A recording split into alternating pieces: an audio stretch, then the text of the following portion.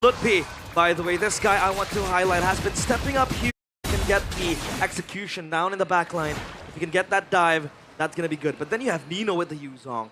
Always ready to split up the formation for Onyx when it comes to the dive composition. Time predictions by Gope. It's all in favor for Onyx. Phantom execution. Nino holding in the Black Dragon form, and Lutpi gets the last bit of damage to take him down under turret, shoving the wave as well, trying to punish him as much as possible. Yasuke, landing quad shadow, and again, it's the shadow kill through the flicker. Another flicker burnt out Farsa. Sans will try to pick up as much gold as possible in the bottom lane as Alec walks up. Raging Sandstorm, a bit more damage. He's gonna actually be threatening for Alec.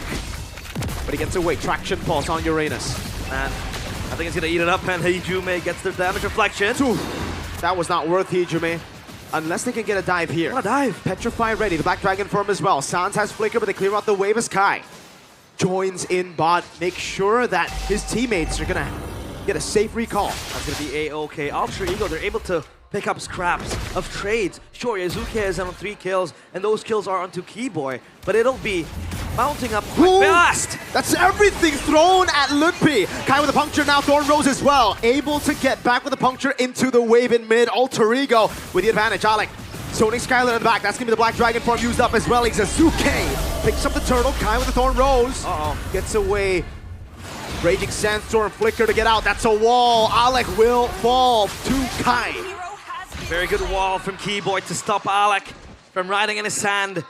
But at least Alter Ego are still maintaining that gold lead with that turtle as well in the hands of Yazuke. Honest prediction by Gope, 61% favoring Onyx. And now Traction Pulse. Oh, Irie. Miss puncture, but he stays calm. Phantom execution. Yazuke! What? With the help of Hijume. Now he's on a killing spree, but Onyx, they retaliate. They go straight for the turret up top. They will punish. It's a value kill. That is a statement from Yazuke. Alec, do they want to collapse here? Hijume is close by in the neighborhood. Tech charge ready. Gold crab taken by Skylar, I believe there. Purple buff threatened by Yazuke as Sans tries to make it back. Does have the flicker as Alec walks up as well. Lutpi joining in. That's going to be the retribution to take the purple buff away. And Lutpi disengages. And Onyx are pressured by Alter Egos. Chaos early game. Again, Yazuke 4-1. You would argue Onyx get trades around the map. The kills, the pickoffs, even the turret up top and the turtle as well earlier on. But then you see Yazuke with a 4-kill lead. That's the guy you want to have the lead. That's the guy you want to have the max gold. And he confidently 1v1s Kyrie down in his own turret. That's a very strong push. And down bottom, Kyrie might be collapsed on. Watch Shadow lands. Oh, the Phantom execution was mistimed. Thorn Rose gets him out. Sans knows there's no quad shadow, but an instant Black Dragon form gets used up. Gonna go for the dive on Sans on the turret. That's a good stun over. Petrify the furious dive as Nino takes the kill. But now he's stuck in no man's land. Up against 2. Gets the DOT. Gets a little bit more sustained. Kai with the damage. Again with the Thorn Rose. It's Nino for the price of Sans. Skylar up top. Threatened by Alec and Arfi for the turret. He is gonna dash in forward. Has to purify. Pops in Savant Force. Gets gunned down a bit, but has enough sustain. But he will have to give Yazuke. Watch Shadow doesn't land. Shadow kill will! Mega kill for the rookie. Shadow Prodigy again with the Hayabusa. Finds so much value in isolating Onyx when it comes down to cleanup duty. And obviously now they have man advantage inside of the objective for the turtle as well. Now Alec and Arfi will collapse onto this. Keyboy, he will have that flank charge ready, but Alec in the back will try to zone on Sans. That's a red tree from Kai, getting it. It was a bit off as Raging Sandstorm was used up by Alec, but Sans was able to evade from it. It's just a clean neutral objective take as they get a structured 2 Alter Ego. Despite the technically giveaway for the turtle, they still get a trade, and Alec walks out. Gonna be fine, Yazuke. Cano kill! Onto the back, it's gonna be Skylar who gets taken out. Arfi taken low, but Kai misses a puncture. Man, Onyx, what is happening with them? Warm hands, I suppose, but Alter Ego are not stopping the pressure. Yuka Yazuke just going at it all around. Again, finding so much value with the Hayabusa. Alec 1v1 with Kyrie. Yeah. I don't think he wants to commit. Don't think so. Yeah. Raging Sandstorm away. It's just all about delaying Kai. even though it's a split second, right? That gives Yazuke more time to play with the tempo that he has on the map. Ijume, he's doing a lot this game. Yep. Yes, he doesn't have that many kills, and yes, he's not building the classic Sky Piercer, but the traction pulse is the baits out for Kai. That was what enabled Yazuke to get in. Zone out. And this is without RP too. We haven't really seen RP participate in the team fights. And the Granger is scaling as time goes on. That's Yazuke absorbing all the spotlight to himself. 6-1. And even RP this time around, still yet to do the heavy lifting. Ooh. Traction pulse again becoming such a nuisance for Onyx to deal with. Lutpi will cut the waves up top. He'll try to push it on towards Nino. And then you would argue, how does Onyx navigate when it becomes a 5v5 team fight? When Alter Ego are clearly scaling, and this man right here can always obliterate your backline. RP on 3 items with the Malefic Roar as well. That's going to be extra damage for the Granger, who yet is able to fire his bullets. Look at him. That's Mr. Pastol right there. Pastol in the building. Pick Mia right now. Pick Mia. To satisfy him, but I don't think you'll satisfy your fans if you pick Mia. You know, I think a lot of fans will be very angry, so maybe not. Seal used by Alec, entering the bush, opening it up. Traction pulse lands on Skylar, a bit more damage with the glowing wand as well. Let's see, Alter Ego juggling around, and a potential Lord take. They want to have their prio on this, but look at Onyx wave clear. I think it's pretty good to try to stop the pressure again with Skylar and Sans. As of now, they'll try to hold their horses. The gold lead, realize. Yeah. Throughout the early game of most of our matches in MPL Indonesia, especially the regular season, you win 2 turtles, it's done. This is so close, down the wire. It is. Gonna maintain it, and that is what Onyx is able to do right now. Starlium Beam connects. Lutpi is eating up damage. A lot of damage. You gotta be careful. Consecration baited out before the fight. RP is sitting on a Sky Piercer. Yeah. Just needs a few stacks to get going. A few stacks to get the Granger online. Granger danger, as they say. Oh my god, Lutpi. No consecration, but he's gonna be fine. As of now, he's the one soaking up the damage, has the regeneration to go past Alter Ego. Kyrie will go in with the puncture. Nino. Oh, that's scary. Yes, the petrified too. Yeah, a bit of a jump scare there for sure, but I think they know that Kai has tough boots. I think the Brute Force breastplate already completed too, so it won't really lock him down for that long. Yep. They'll end up having to waste some resources, but they see Lancelot in the bottom lane. That means Sans will have to get position. Wings by wings, already utilized. Immobilization lands on Lutpi as the Lord will be reset. Bottom wave already cleared by Kai. Kyle, the waves are pushing, but it's gonna be a freeze down bottom. They're gonna let that happen. Because as of now, Alter Ego are the ones dictating the tempo. They have the tempo shadow kill! Oh, he translates it over to the Lord. So, no quad shadow. What? That's a wall down. Keyboy tech charge. Sans goes in. They dive on the assassin. Keyboy gets a shutdown now. It's asking the Black Dragon form with the help of Alex. Sans with the flicker out, but Nino follows through. It's a kill over as a traction pulse locks him down. Meanwhile, Lutpi zoning RP in the back line. Kai with a walk up again. Ijume doing a whole lot. Nino! 3-man petrifying against the double kill. Scholar has to run away for his life. Will he survive? Skylar goes back in. It's Nino with a triple. The beast is having a field day and he wants a maniac. Lutpi, too sustainable, too tanky. 3 for 3 at the end of the day as Lutpi tries to push it forward. RP has Sky Piercer. That does a little damage to Lutpi though. Kyrie is still in the purple buff. And he won't be able to get it as Yazuke will be the one to secure that. Meanwhile, Onyx, they go for the 3 for 3 trade, but RP is still alive and well. And as of now, it's Nino carrying the entire team fight with the 3-man Petrify. The beast shows up in time. And Alec, he has prior for the vision spot, especially with the Khalid. But Onyx, they want to try to bait Alter Ego into the fight. They want to try to get Alter Ego going into the Lord pit. E-Boy might try to look for a target, but the traction pulse again. It's a very valuable tool for Alter Ego, especially in the hands of the Timmy. RP has the Sea Halberd, so that's going to exert much more anti-regen up towards the Uranus, who, by the way, has been very much bursted down. That's Sally Boy. The Miracle Boy here as well. We're in the presence of greatness. We got Carl Teasy this earlier. Hey, WCW, who's now a part of the coaching staff, no longer playing professionally. Also here watching his team try to execute his drafts. Immortality pickup for Alec. A slow push down below as well. Now Lutpi taking a half HP. He is fighting all the bullets, but he's gonna be okay. He's a Uranus after all. He'll regen quite quickly. That's not gonna be the good item. But oh, he's gonna be fine. Traction pulse again with the pressure that is mounting highly on Onyx Alter Ego. They know they have the rage advantage, so they're just gonna try to poke around Onyx until they blow their resources out, and then they can go to the jugular. Meanwhile, Alex still on the back line. He is looking for a flank angle. Onyx.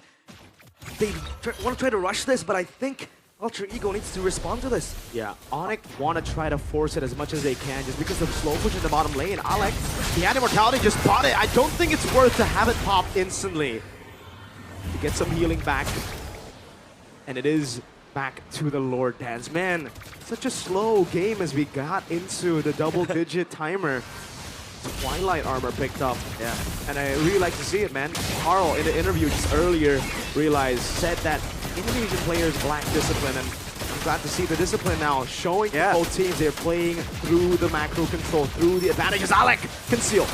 Gonna go for the Raging Sandstorm, doesn't land on anyone. Oh, that's a big mistake, but there's no punish just now. No lockdown to lock Alec. They need to wait for the resources to be used over to Yazuke, who's in the bush right now, has a position, goes over to Quad Shadow, just a bit of poke over to Kai. Feather airstrike will take Yazuke to half HP. And we're back to the Dons. Insane. Malefic Roar completed for Kyrie. Damage, damage, and damage is the name of the game when it hits this mid-game to late-game spike as well. Meanwhile, RP gunning down Look-P, trying to push him back. An Alter Ego. For a team known to be so chaotic, they like to play the very, very disciplined position. Is that? Oh, I think it is. I think it might be. Go Tesla. Keyboy! Oh! Gets a two-man. Kai with a jump in, but he misses the puncture. Alec holding it in. Traction post landing. Keyboy's still there. Nino doing a lot of damage. Look-P walks up. Big moments, but not a big reaction from Alter Ego. They stay composed. Feels like a bit disconnection. And yes, it is. We get information. That's Joe Taslim. At the siege, though, completed. Shadow Kale. With the quad shadow over to Sans. He gets away right as Mr. Joe shows up. They go for the fight. Feather airstrike as well. RP picking up the first guy. Piercer sack of the game. As Skylar is able to go for the Savant Force with Yasuke! Walks up and it's a double for RP. Alter Ego take control. Traction pulse and even Sans not given space to recall. The re-engage from Alter Ego is perfect. Nino goes in for the backline, but RP is free to shoot his bullets. 3 kills. That means 30 stacks of the Sky Piercer. The later the game goes, the worse it gets for Onyx. They lose Look-P, Keyboy, and Skylar in the process. This Harriet hasn't been able to play comfortably because of the pressure that Alter Ego is able to mount. Man, Alter Ego dictating the tempo for almost 10 minutes now. And you would argue this is a case of the mortal players, Alter Ego, the normies, the eyes of the Sky Kings. But now, they stand on par, they stand toe-to-toe, and even above them in at least game 1. Item check so far, Ranger full stacks, or rather full items. He has the Rose Gold for extra protection. Other than that, Twilight Armor stacked by Keyboy too. Happy to see for Alec extra damage because he knows that he has to assist Arfi in trying to go in for the cleanup duty. Alter Ego, they want to try to get a few structures in.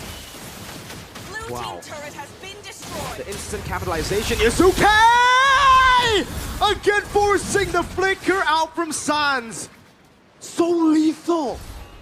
Just a small window and he takes it. Even Look-P disintegrating to the damage of the bullets of Hijime and RP as Kai jumps through the puncture, going through over to Alec, but Yazuke again. That's Keyboy on the back line, able to find 2, but then there's no follow-up. Black Dragon form zones into the back line as Keyboy's the one isolated. RP picks another Nino with a Petrify on the Furious dive. It will lose his life. Raging Sandstorm from Alec. Onyx holds, but Yazuke is your Shadow Kill!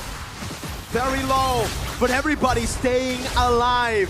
A feathered airstrike just to zone. Alter Ego unable to crack open the far lane, but they have gotten one. Base turret. The hold is good from Onyx. Nino dive and gets 2.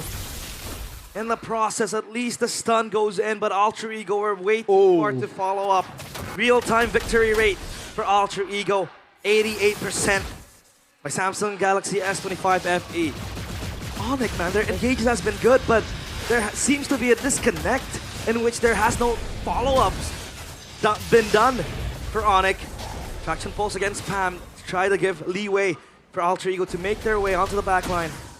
But Lutpi, I think, is one of the foundations that's keeping Onyx alive. At least he's the one absorbing all the damage, absorbing all the bullets. And Yazuke, the sheer pressure you have as Alter Ego with this man on the Hayabusa. He doesn't even need the shadow kill to really do damage. With the shurikens, he is insane. Game flagged by Gope with a total of 4 assists in the game. Kyrie now ranks number 2 all-time jungler in MPL ID with a total of 2,000 assists. He's going to have to get a lot more assists this game, man, if they want to win it.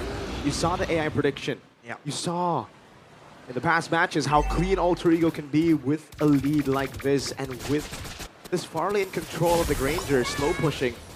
Onyx are put in a desperate position. Even Sans having wings by wings after getting immobilized in the bush. Oh, winner crown for Arfi. He sold his boots for, again, extra bit of safety. At least he can prolong his life and then go in for the cleanup. But again, look at the waves pushing in. It's in favor for Alter Ego. Skylar is far away. He has to clear that wave up top. And Alter Ego, they want to blitz this. Lutpi getting way too much damage. Off HP from the Lord. He has to walk up now, he has to soak in damage. Kyrie, can he make the miracle play? No, he cannot. Yazuke pops in the shadow kill, has quad shot as well. Kai finds the immortality, but will lose out his life to the Sky Piercer. He has to get a crown. Keyboy fails. Kyrie! Iconic charge! RP gets the unstoppable! And it's Lutpi next to fall! The Sky Kings are running back to their castle. Alec in the back with Hijume gunning down. Alec with the slash. Now it's just the Prince. Can he defend RP? Forcing out the winner crown, buys the immortality, is Yazuke, who slays the Prince and takes the lead in the best of 7. Alter Ego invoke chaos up in the skies as Onyx, the Sky Kings, concede game number 1. Cool, calm, collected, discipline shown by the masters of the chaos. So much contradiction, but they get it done. So calculated. As going toe-to-toe has been the main theme for Alter Ego in this game against Onyx. Going toe-to-toe against Onyx is one thing. Going toe-to-toe, outsmarting them, outplaying them. Yazuke out-jungling Kai? Now that's a different story. Alter Ego. Even after the win, you can see the discussion, you can see the difference in mentality, the difference of environment.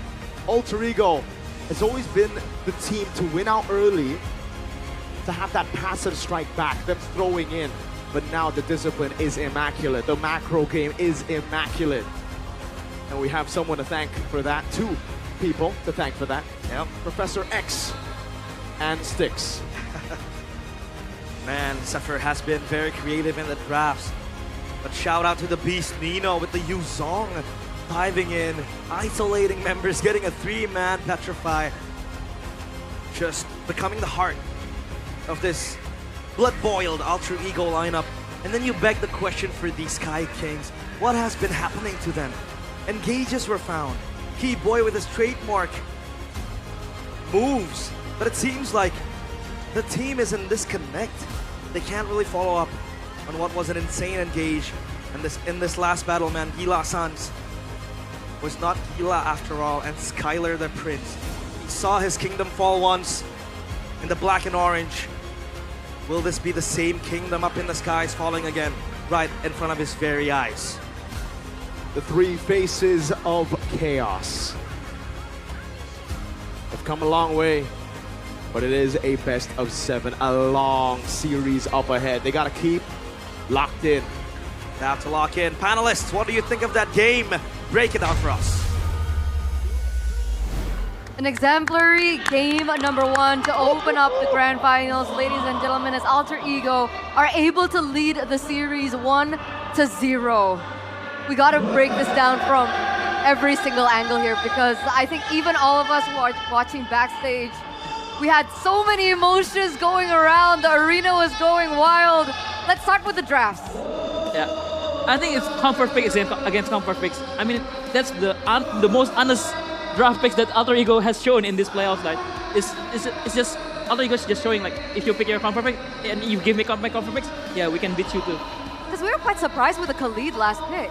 Yeah, I mean, I would have went for the high loss, but in a sense, I am corrected, right, in this case, because Alter Ego played that early game super aggressively. Alec did get punished a couple of times from T-Boy and also Sans, but you traded off with 2 early kills to Sans on a Farsa. That is not something that is usually possible. You would think that that wouldn't be worth it at all, but somehow they were able to turn it around. And one of the main reasons why is our player of the game, presented to you by our official tournament smartphone, Samsung Galaxy S25 FE, Nino on the Yuzong. Arashi, talk us about this Yuzong pick. Bro, he played a great game here. In the early game, he was making so many moves. He was one of the quote-unquote more dominant winning lanes. And despite the fact that Onyx were trying to make maneuvers to maybe avoid dealing with this Yuzong in the early game, he just forced his way into the backline. And the amount of times he made a play diving in was already a spectacle to behold. The amount of times he did like a clutch zoning maneuver when Keyboy went for a big engage is also part of why Alter Ego were able to maintain such dominance. This is basically Alter Ego saying, like, in order to protect your backline, you don't have to get protection. Sometimes the best defense is a great offense.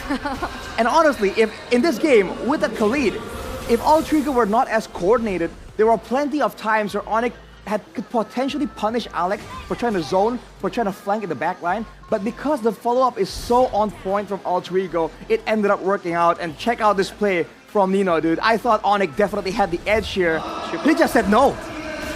Triple petrify here, I think. Yeah. Oh, man. Wow. Beautiful. I think that was a triple kill picked up by him here. And that kind of kept Alter Ego from falling behind. With 2 marksmen against Onyx, they were able to maintain at least an even gold lead, and that is more than enough when you know that your backline is gonna scale so far. And I think the turning point was here when Arfi was able to get finally a couple of stacks immediately. Here. And look at this, Nino zoning everyone, making Keyboy's last-ditch attempt to be in vain, and he still went in. This guy's crazy. Yeah, it is such a trouble when you're playing a Farsa, especially with a flicker. I mean, like it or not, you gotta go flicker against this. Yeah. But when you pop that Feather Airstrike, it's an instant cancel with the what's the ultimate? It pretty much moves you back, right? When you get hit by the dragon. And Farsa, which usually has the advantage of following it up without really being in range of the enemy's heroes, it's gone. Like, Sans cannot follow up Keyboy properly. And shout out to this draft coming in from Alter Ego, man. This Uranus becomes less and less relevant as the time goes by because it's a double marksman meta, right? Or it's a double marksman composition from Alter Ego. And also the Sea Halberd, the rush towards the Sea Halberd from Arfi. That pretty much eliminates the possibility of Lutpi man-to-man or like man-checking Arfi in the backline. I was quite surprised by how much damage Lutfi was taking, and that point where he got taken down as well. Because I think for big Lutfi as an Uranus, I think he might be dizzy what items to build because Kimi hurts, Hayabusa hurts, Ranger hurts. But I think for this game, I would like to give props to Yasuke too. I think he carried the early game so much because Onyx was getting kills, right? But it's getting traded by Yasuke getting kills. He's being active, roaming around the map from bottom lane to mid lane to top lane. He get all the kills and he pretty much carried Alter Ego's early game. You even mentioned that when we were watching, behind the scenes, that Alter Ego had control over 3 lanes at the same time. Is that because of Yasuke? I think it's because of Yasuke and also Alex Khalid. Because I think he does his job so well, just zoning around, just roaming around as a Khalid with the mobility. People. Yeah, spotting people. It's like a human ward. He shows people and Yeah. And honestly, the setup, again, the coordination needs to be shouted out here for Alter Ego. The only reason why Yasuke was able to play so efficiently is that every time he reaches, the area of operation, whether it's the EXP lane or the gold lane, the kill is right there for the taking. The rest of the teammates have forced out the flickers, have forced out the ultimates. He just comes in and just cleans up. And that happened more than one time. So it's not luck. It's all calculated and set up by Alter Ego. Yeah, to further your point, Arashi, this draft is you might see the two marksmen, right? So it's a more of a scaling composition. But when you look at the heroes in the front line, it's Yuzhong and also Khalid. So they're kind of playing with the timer, right? Khalid in a losing position is much, much worse than in a winning position. So the fact that they were able to take the gamble and play this composition to perfection, you know? You're up against when you think of Kyrie, you think of Lancelot. When you think of Sans, you think of Farsa.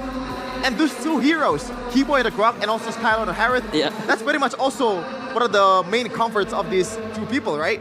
And you beat them. And I gotta say, what the heck? Dude, if you want to talk about the impact of Nino, we said in this game, in the panel, the only target he really has that is guaranteed is Sans. Sans did only about 2,000 more damage than Lutfi on a Uranus, on a Farsa. Like, that is how much Nino had his number, dude. And that's rare to see. Sans putting that on a signature little amount Farsa. of damage. Yeah. 52 damage, 54,000 damage to Lutfi's 52. We didn't see a single TP from Sans at all. At all. Not even once. Not even a cheeky. No recalls. No, you got no recalls time for that, man. whatsoever. You got no time for that. I gotta applaud the mentality of Alter Ego coming into this game, right? I think a lot of people would really shudder just by the Onyx name alone. Yes. But you can see it reflected in their gameplay. Yasuke going for the 1v1s against the Lancelot of Kyrie, winning it out a couple times as well.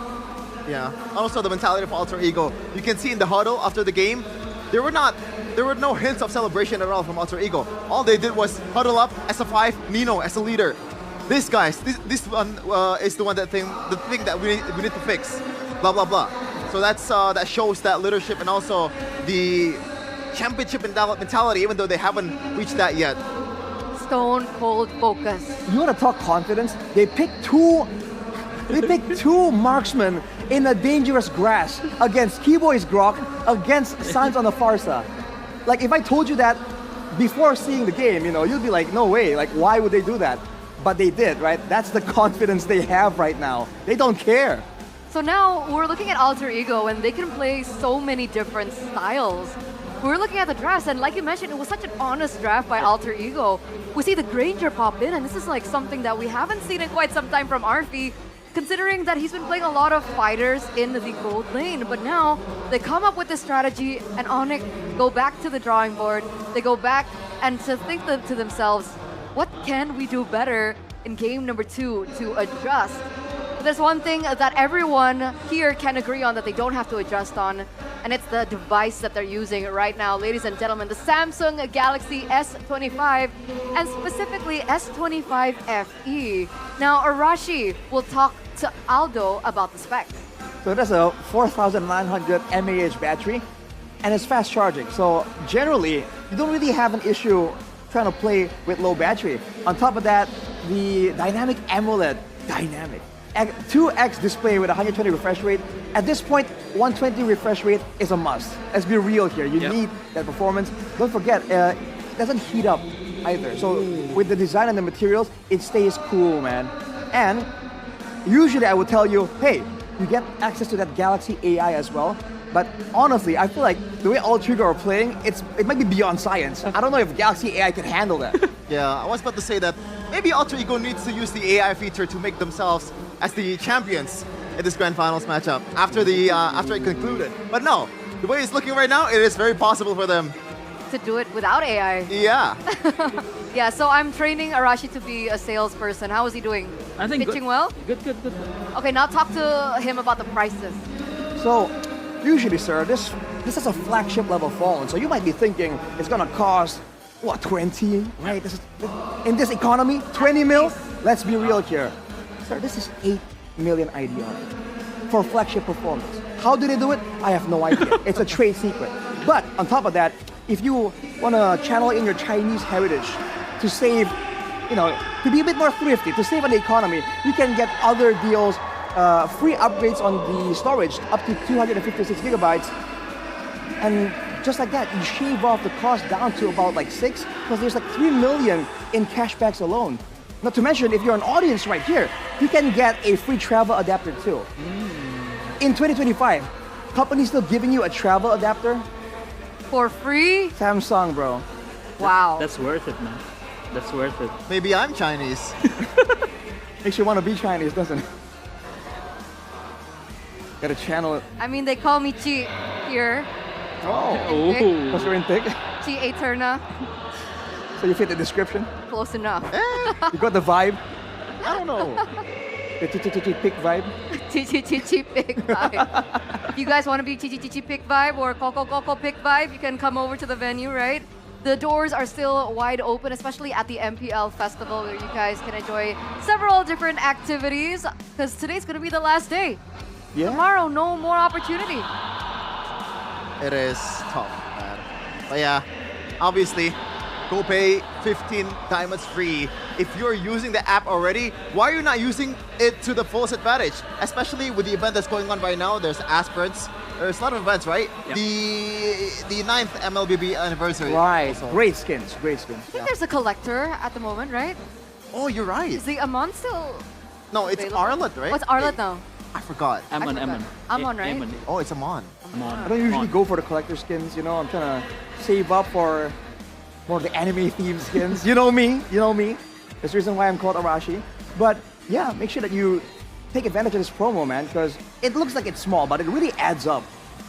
Especially if you guys go ahead and check out the yellow diamond mission, you guys can get free 15 diamonds. So don't forget to check out gopay.co.id/games, or of course download the app to make things a lot easier. Because that's not the only thing you can do on GoPay. You can pay your bills, you can pay your electricity, you can buy quota, you can transfer money to each other. You name Yeah. it. Because I think Aldo wants to send me money after this, right? You can use the GoPay app. What's this So deal much you guys more have? efficient, it's easier. I don't know. He's like, why? What? I'm using it to the fullest advantage. I mean, Exposed. Why do I owe exposed. money? Am I tricked now? You got scammed. one time, Bude Clara sent me 500k for no reason at all. It's because you screenshotted your balance, man. That's just Bude things, man. What a saint. That's how amazing she is. Honestly. Oh, God. Right.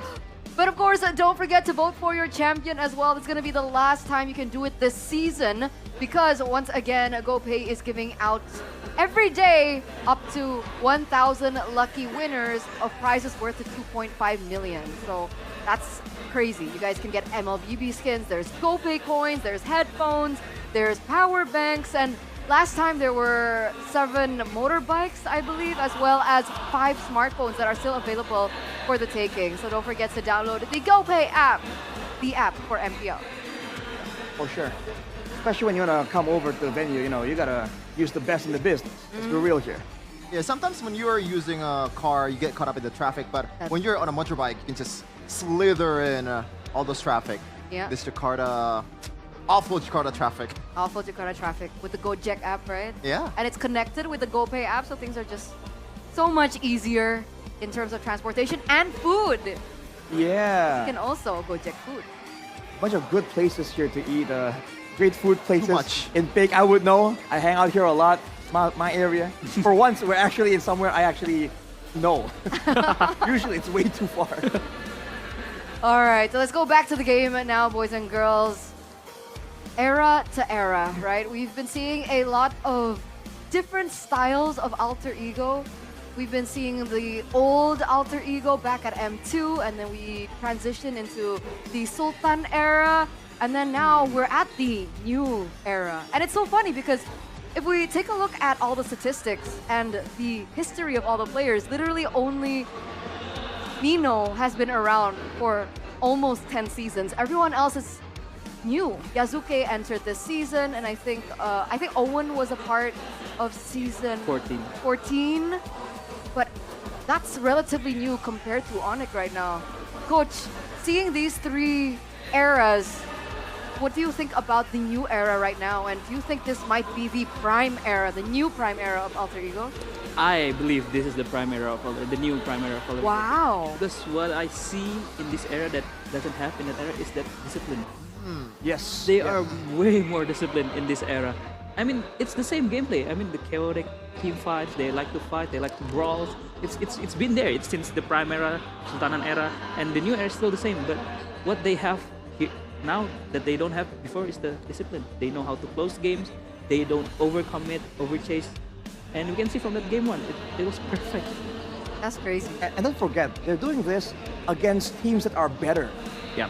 Let's be real, like the game has developed so much since the previous eras, and they are pulling off some really chaotic but also disciplined team fights in 2025. And by the way, this is not the alter ego that we see at the start of the season. Like, the alter ego that we see at the start of the season needs a lot of fixing, and the fact that they were able to fix that in a span of like, I don't know, 2 months is insane, man. The expectations to the reality that we have right now with alter ego going toe-to-toe, or maybe winning it out against Onyx in the finals, it is just surreal. Hard work, right? Put in the hard work. Hard work. And also the patch. Yeah. And a sprinkle of luck. Yeah. A little bit. Yes, of course. I mean, yeah. Yeah, they're trying to push the luck thing further, though. Yes, agree. You see 2 posts from Alter Ego, like from the fans and all that stuff, from Codelwin as well. Zephyr. Pretty much the caption, Hockey Bude or I think something. everyone Yeah. from Hashtag hockey. everyone from Alter Ego post that. Oh, everyone. Yeah, I the, think- the whole team.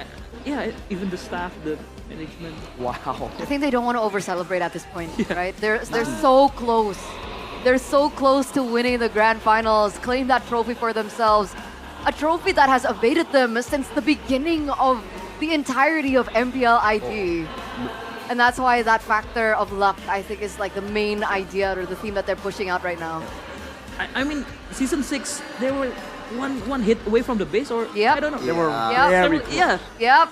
they need that luck. Shout They out need that Captain luck. Vin and also Albert. Yeah. They need that luck, man. I mean, yeah. Scarred into the memory, but we're looking at the era to era from Onyx, right? Back when we had the Kage era, into the Golden era, the back to back to back to back, and then now the Dream Team era with Skylar, Prince Skylar from RRQ, strengthening the lineup of Onyx. How would you compare these 3 eras, Coach Do? Dominating, dominance. It's just, it's. I think from this 3 era, it shows it's just Onyx dominance, right, in the league, and I think they don't change that much. I mean, they know how to adapt to the patches, and yeah, they're just good players, but they're just great at MLBB. What can you ask more? Yeah. That's a great way to put it. They're just great at it somehow. Doesn't matter what changes, what Yeah. patch. Actually, on that note, I had a little discussion with Mirko on the panel about the patch. And he mentioned that the losses that Onyx suffered was actually after the Yeah. patch hit. So would you still consider that Onyx have fully adapted to the patch?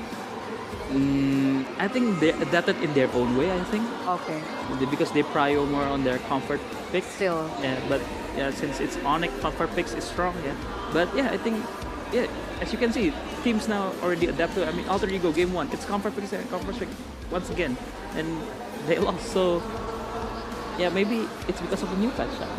Which makes things kind of weird for Onyx in game number 1. You think that obviously the best promo to pick right now is probably Grog, right? You win out on the mid trio, and also you have that set potential, right? That's been what's limiting Onyx in the regular season, at least after the patch hits. Keyboy does not have that Keyboy heroes. The Tigrils are gone. Yeah. The Cho is kind of gone, can still be picked, but might not be the best pick right now. And Grog is like the best of both worlds, and they still lost. So what do they do now? We're heading into game number 2, boys and girls of the grand finals here in this best of 7. And it seems like Onyx are still sticking with blue side. So we saw a lot of value from blue side yesterday. Coach, from your personal opinion, do you still see a distinct difference between blue side and red side? And whose side would it favor more? Nah, I think in this meta, in this patch, 50-50? It's 50-50. It's just how you, if you're blue side, you're setting the tempo, right? What you want to draft, and if you're red side, you just want to answer. And I think Alter Ego did answer well in that first game, but I think I want to see a more contested Hayabusa pick, because since Isunshin is banned, I Yep. think the best jungler to play in the mid lane to gank, to be aggressive is Hayabusa. So let's see. Maybe Onyx will first pick it. I don't know. Okay, we'll see whether or not this Hayabusa will get contested in the drafting phase of game number 2. Presented to you by the official tournament smartphone, Samsung Galaxy S25 FE. It looks like so far the bans are very similar, but Alter Ego have actually banned the glue instead of the Kalea. Stefan, talk to us about this. Oh, I'm not sure. I'm quite surprised that Onyx did not make any adjustments at all. Well, in the banning phase at least, now they picked the Hayabusa, as you mentioned, Coach Phil. Just the jungle that really wins out of the mid trio can really help Sans and also Keyboy established dominance in the mid lane. Now Alter Ego have to maybe take the Grok here and another Hijime hero to complement it up, or they could go back to a CC, you know? Maybe just go Yuzong again. So Oh, that works. if it works, don't change. And it works so well with Nino's style. Yeah. Not to mention, the Alice is a hero that has been mentioned a lot. Basically, a better Uranus. So if Onyx want to go with the Alice, I believe the matchup favors the Yuzong just a little bit. There's a bit of skill, of a skill matchup involved there. Yuzong, Ruby. Wow. And again, where is everything going? Sometimes you don't quite know. I mean, isn't it just almost fixed that it's gonna be a Ruby Gold at this point? At this point with Ultra Ego, I don't dare dispute. Yeah, Yeah. I think it makes sense. Yeah, they're just because maybe they're anticipating the CC pick too. That's why they picked the Ruby. But maybe it's for sure Ruby Gold or Yuzong XP. But yeah, maybe we don't know yet. Once again, as Arashi said, it's Alter Ego. So Wait, we don't I think we had a conversation with Toss in Talent Room, right? He said that a fighter mid or tank mid might be viable. Hijome Ruby. No way. Run it back EVO's days. No way. Nah. But I think the Ruby is a very good pick against the Hayato, right? Because it's not as easy to get a Ruby compared to a Granger or Harrod. So maybe that's the adjustment that Alter Ego is making in this draft. And I feel like considering that earlier, it's all about the movements, it's all about the playmaking, right? Crowd control is so important, and I'm not sure if I like how Onyx don't really have any just yet. And I believe that could be why Alter Ego are banning away all these EXP laners, because Ludwig is usually very much involved along with Keyboy in making those plays happen. I mean, look at Nino, right? EXP lane can control so much of the tempo of a fight. Oh man, I think this is the first time in the playoffs that no roamer pick in the first phase at all. I might need some correction if there is any game that I forgot about. Oh, look who is in the house! Miracle Teleboy, the Miracle Boy. What a great moment for him, watching the next generation attempt a chance to achieve greatness. Dangerous grass again though. I really feel like this suits Alter Ego's style so much more, because they've been very crafty in checking the bushes, but also making use of the bushes to trap Onyx. I mean, Ludwig fell a couple of times purely because of the confusing positioning of Alter Ego. I think Cypher is trying to pick out a get out band from Onyx. He's just baiting to because they banned the Hylos and Kalea. But I think it's back again. It's dangerous grass, so we don't know what Alter Ego is picking, right? Maybe Hilda, maybe a Hellcard because it's already two fighters. We don't know. So let's see what Onyx will ban here first. They could go back again towards the Khalid, not really the greatest of matchup against the Hayabusa and also the Kimi, but it does give you that mid-prior, right? Because you really need that, especially after the Kimi is picked, Wow. the Eve is banned, the Angela is banned. So are they thinking what we're thinking? Maybe No, it's a bit of overthink. I think to be honest, that's Oh my god. they're saving Alec Hero for last pick. And I believe if they pick another squishy, maybe like a Granger or a Harrod, I think Alec Hellcats will come out for sure this Yeah, year. I was about to say, I think they're anticipating or looking for this next two picks coming from Onyx to see whether or not the opportunity of the Hellcurt can come out here. Yeah. Kagura though, I guess back then at least, the Kagura was known to be really good at scouting, a bit safer. You kind of get vision with the umbrella. It is indeed a Harris. It's a very scaling composition from Onyx. Oh boy. Not a lot of card controls though, it's just the Gaton. It's the Gato Chichi combo and yeah, a lot of scaling. Yeah, I'm not liking the Kagura pick more and more after the last two picks, man. I think Alter Ego was trying to read towards a gold lane squishy pick, but Harith does not qualify for that, man, especially with a Purify. You can just summon force left and right and get the shields. So then you're not really a target too. They're discussing it, boys and girls. They're hovering. Is that a marksman page? No way, no. It's a Ruby Flex maybe to the room, but yeah, it's a Ruby Oh Flex. man. Oh my lord. Wow. Ranger in the gold lane. Real quick, Alter Ego or Onyx? Alter Ego. Coach? I think I'm going Onyx for this game. Okay. Onyx looks way more stable. Onyx looks way more stable. A unanimous vote here on the panel. We're gonna throw it over to the casters, Mirko and Realize. Take us to game 2. Game 2, where currently Alter Ego has total control of what happens in the Land of Dawn. This time, no, it's a new draft, but seems like it's almost the same. Skylar still with the Harith, the Granger in the hands of Arfi, but that Hayabusa taken out of Yazuke's hands. Will Kairi be able to replicate what Yazuke was doing in the previous game? He was constantly pressuring the members of Onyx, and now into the Land of Dawn we go for game number 2 in this grand finals best of 7. Onyx, they need an answer. Alter Ego have gone for an early game composition. Like, this is a pure snowball comp. No? Even for Arfi on the Granger, you want to get the Sky Piercer stacks early. Onyx, like Aldo mentioned, like the boys mentioned on panel, it's stable, but in this meta, I gotta say, the early game comp should be a bit more stable. Alec! Oh, he's holding on to the flicker, man. The regen, saving it for a bit, might have to go. No, Hijime will keep the regen, will keep the flicker as well. Kai already aggressive into the jungle. Yazuke has to give this green camp away. No mid-prio. Yep, he is faithful that he can still hold the flicker, so that's actually still Alter Ego hanging in the balance. Onyx, they can't find anything just yet. Emblems by GamesMax. Take a look at so far, nothing is out of the ordinary. Again, with the concussive blast for both roamers, top rotate and get that mid prio, clear the ways to Keyboy on a mission to try to disrupt Yazuke's pathing on towards the red buff, or rather the orange buff. This Kagura pick though comes hand in hand with the Lancelot if they want to go for the dive, especially with such a fragile mid laner, right? That Kimmy in the hands of Sans, maybe Skylar can hold himself alone, especially with the Harith. You have multiple shields. But the problem now for this Hayabusa is the Ruby. So much mini CC that can always try to hold Kairi in place. Will he be able to go past all those Ruby controls? That is the question that needs answering. And it's just the combo, right? For the Kagura. Alec, gonna be chunked down, has a Donor Woking, will in the end have to use the flicker here. Kai, no shadow kill. And back to the point, Kagura. It's really all about capitalizing on a combo. From the Ruby Ammo Fender from a Furious Dive, Hijime is gonna have the instant follow-up there. Ooh, the umbrella is deadly, man. The umbrella waits. Trying to hold Onyx in place. Hijime, wow, gets in deep. He pops Guilt.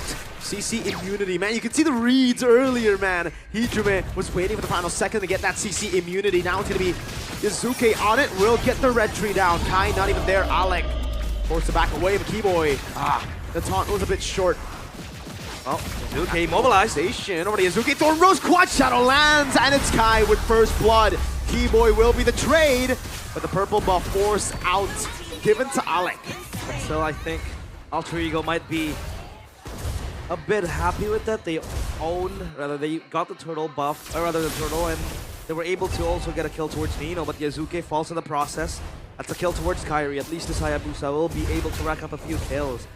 And now the question was earlier on, was Kairi the one giving away that turtle in the hands of Alter Ego because he wasn't really nearby the Onyx players? Well, that also kind of conjugates with the main disconnect theme that Onyx has in this current game, in this current series. I think composition-wise, it's bad to go for the turtle, first turtle for Onyx. Yeah. They don't have a lot of that prio in the mid lane just because of the trap. If you get shoved in like that, when the Lancelot pushed in mid, and Hijime gets control of bushes, as a Kimmy, you won't be able to walk up. The fact that Keyboy was so low, forced to recall, having to go bot, especially because of the matchup, Hayabusa lands, it's just tough. That's the instant kill button that I was talking about. With the I'm Offended, Yin Yang overturn, and with Yazuke, Kairi's waiting in the bush there. That's going to be Skylar with Zaman Force up top. Yazuke's utilizing a lot of time. Ooh, Sans trying to bait in. Quad Shadow, and the Shadow kill has the Quad Shadow on him. He's going to jump in. Oh!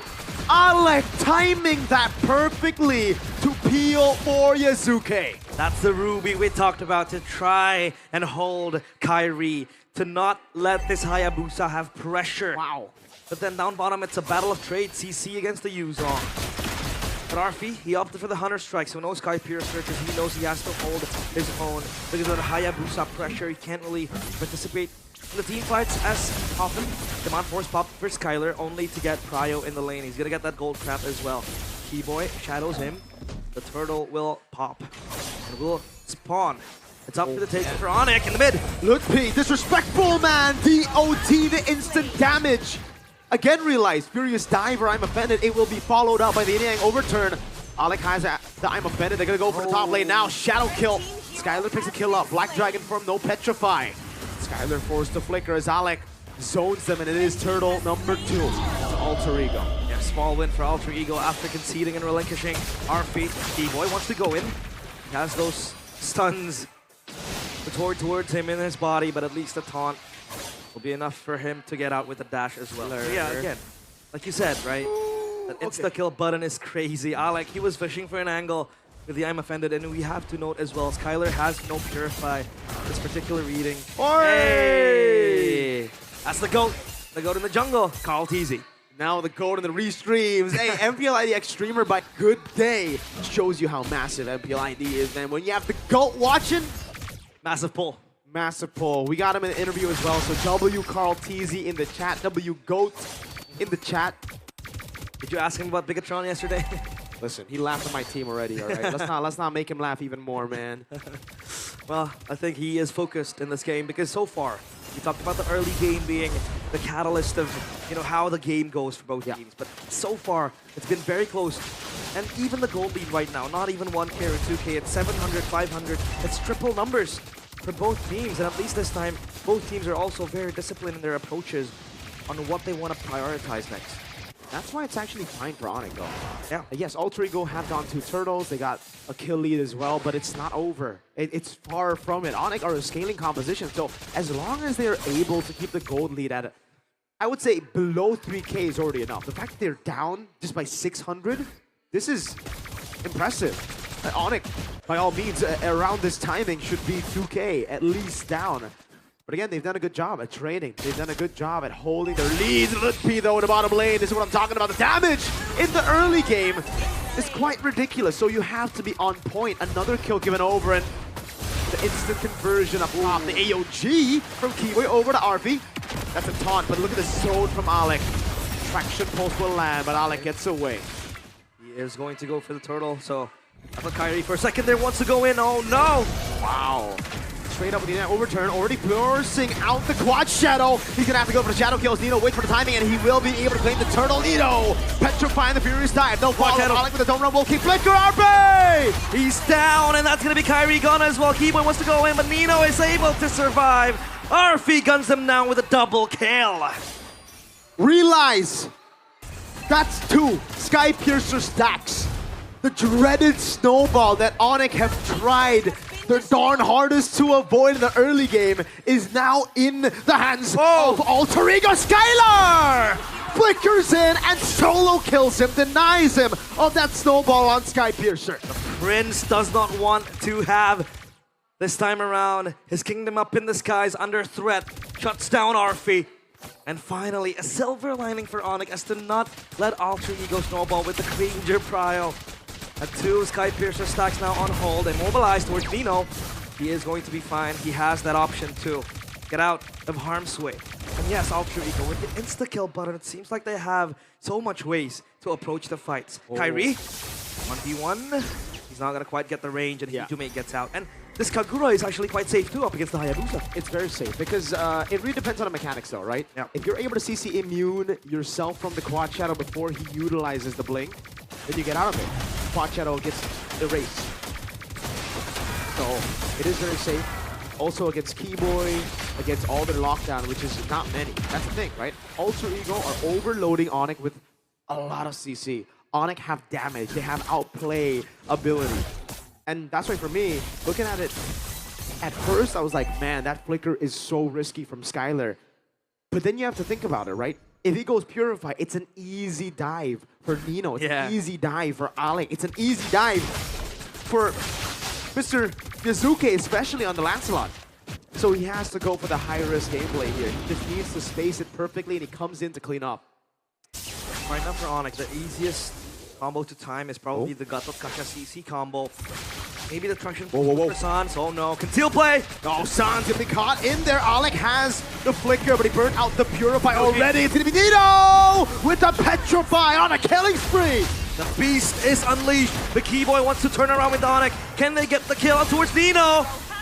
He's zoned to the back line. That's going to be the I'm Offended, bringing Lutfi back into Don't Run Wolf King.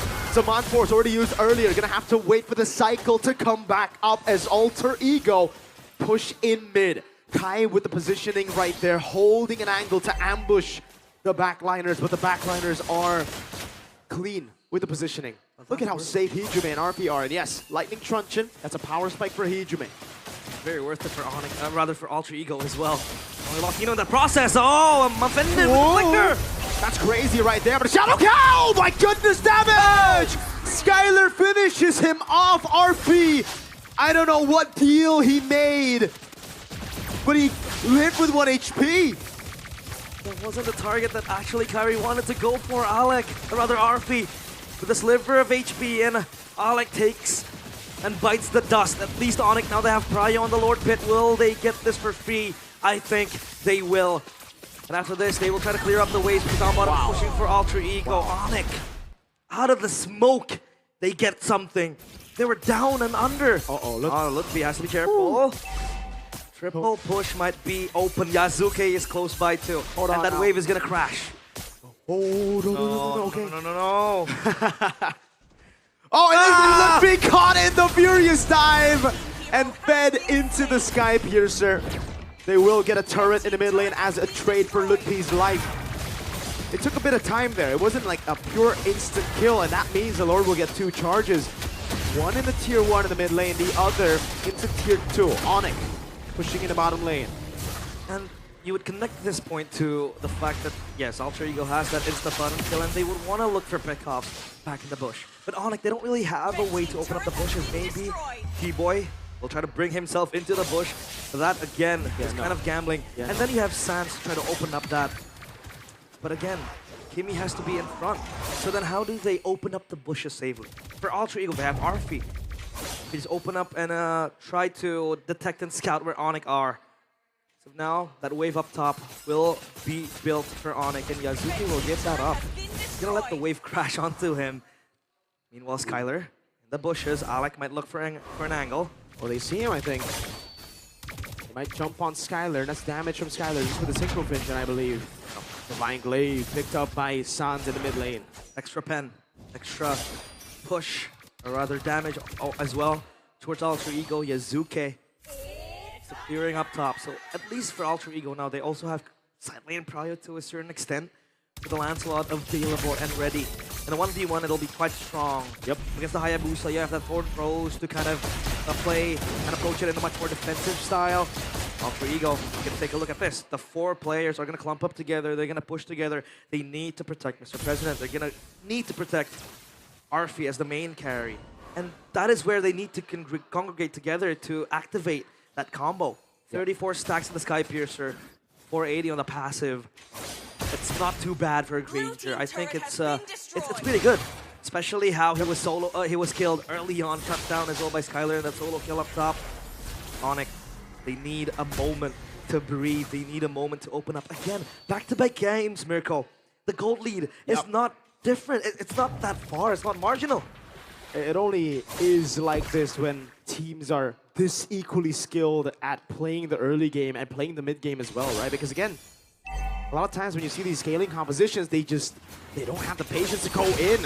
Yazuki with the puncture, Phantom Execution, baiting out the Purify already as the AOG doesn't land. That's gonna be Alec with the Donut Wolf King over the Keyboy as Yazuki gets taken very low. Lutfi stunned up by the umbrella of Hijume. And there are still no kills on the board, just threats here and there. Who won that trade of resources though? I think it's Onyx. It has to be Onyx. They have a wave down bottom is gonna push. RP needs to clear that. The Lord as well will build up for Onyx, and that wave up top, it's a slow push. Slowly converging for Onyx. Alter Ego need to answer that, but at least it's not gonna instantly crash to the top side turret. Divine Glaive for Skylar, that's a big pickup to get the damage going. Divine Glaive 2 for Hijume, it's Divine Glaive galore. I'm offended. Over the Keyboy. I don't think that's the right target though. They go for the Black Dragon form as well. As that immobilization comes in. Hijume again. Yasuke able to get the pickup now. Kai in the back line now pops in the Shadow Kill. The Beast survives, but Kyrie gets Yazuke. The Shadow Prodigy is down. Nino has to survive. Baited in. Now a quad shadow from Kai. Gets him a triple kill. The triple kill for Onyx as Kyrie, the god in the jungle, cleans house for Onyx. Alter Ego run for the hills. Hijume and Nino run for the hills as they concede that Lord. Onyx win the fight, and this might be the opening, the crevice for them to turn things around after constantly being in the back foot. That was a very beautiful fight. Alec, I'm offended towards Keyboy, not the target you want. And then they go in to the counter engage. Kyrie was looking for the flank angle. He got that. That insta-kill to Yazuke somehow seals the deal on towards Alter Ego. And even if they didn't really get the triple kill, at least Onyx would get prio on the Lord. Man, so close. So close indeed. Alter Ego playing through again the CC control, but Onyx, they're just not corralling in. They're playing it so decisively. The way that they layer their engages, layer their carries, being visible on the map, and when they go in, it was too much for Alter Ego to handle. That's going to be the win of nature built up already. Nino going to be caught in the shadow kill. Now he's going to the Black Dragon form, but the quad shadow is still on him. CC immune. That's not his name, by the way. That's just Nino. AOG in the back line, finding RP has him in a crowd. Pops in time, came on! Huge initiation as Onyx set their sights on the throne and on the crystal. Alter Ego, they need to hold. I think they can. Wave is big with the Lord. Nino's gonna be taken low. Yasuke still able to back away right now as they go over to clear on the Lord. Another mini wave showing up. Yasuke can he do the impossible? He's holding it in, but Onyx are gonna try. That's a double. Nino holding again. The cannon minion prevails, and Onyx equalize with one huge moment. Onyx turn things around. They get the equalizer. Keyboy with a massive moment in his own pocket as Onyx take game 2. 1-1. But that was Kyrie with a redemption to do after a very, very shaky game 1. Constantly in Yazuke's pocket. In game 2, he shows up big time. Oh, we got a series on our hands, man. We do. The top 3 teams were all so close. Evos were able to take the Sky Kings to 5 games. Alter Ego then the next on the chopping block for the Sky Kings. We thought in the upper bracket finals, oh man. We thought before the season, oh man, Onyx are gonna dominate, but then Alter Ego took them a 5, and now we are 1-1 in a best of 7. Man, this was the 3rd team to make it to the playoffs. 3rd in the standings. And here they are. They stand tall, toe-to-toe against the Sky Kings, a worthy opponent. And back-to-back games again. It has been very close. Not a single marginal gap in the gold lead in the game. Pure discipline from both teams. A team known for chaos. Toning down their identity in the eyes and in the sights of the Sky Kings. They're chaos suppressed. They play the long game. They play the disciplined game. But Onyx with that scaling. Look at this taunt though. Look at this 3-man though from Keyboy. So good. Yeah, that 3-man taunt is so good. And Onyx, they set their sights on the prize, and that is the crystal. This was kind of, you know, yeah, it was close, but yeah. It's just nigh impossible for Alter Ego to do anything about it. Sure, Yazuki did go in and go out. Win a nature clutch in from Sans. They had the minions pushing in too. So Onyx 1-1. It bears the question, will game 3 be this close? Will we see a dominant game from either teams? Panelists, what do you think?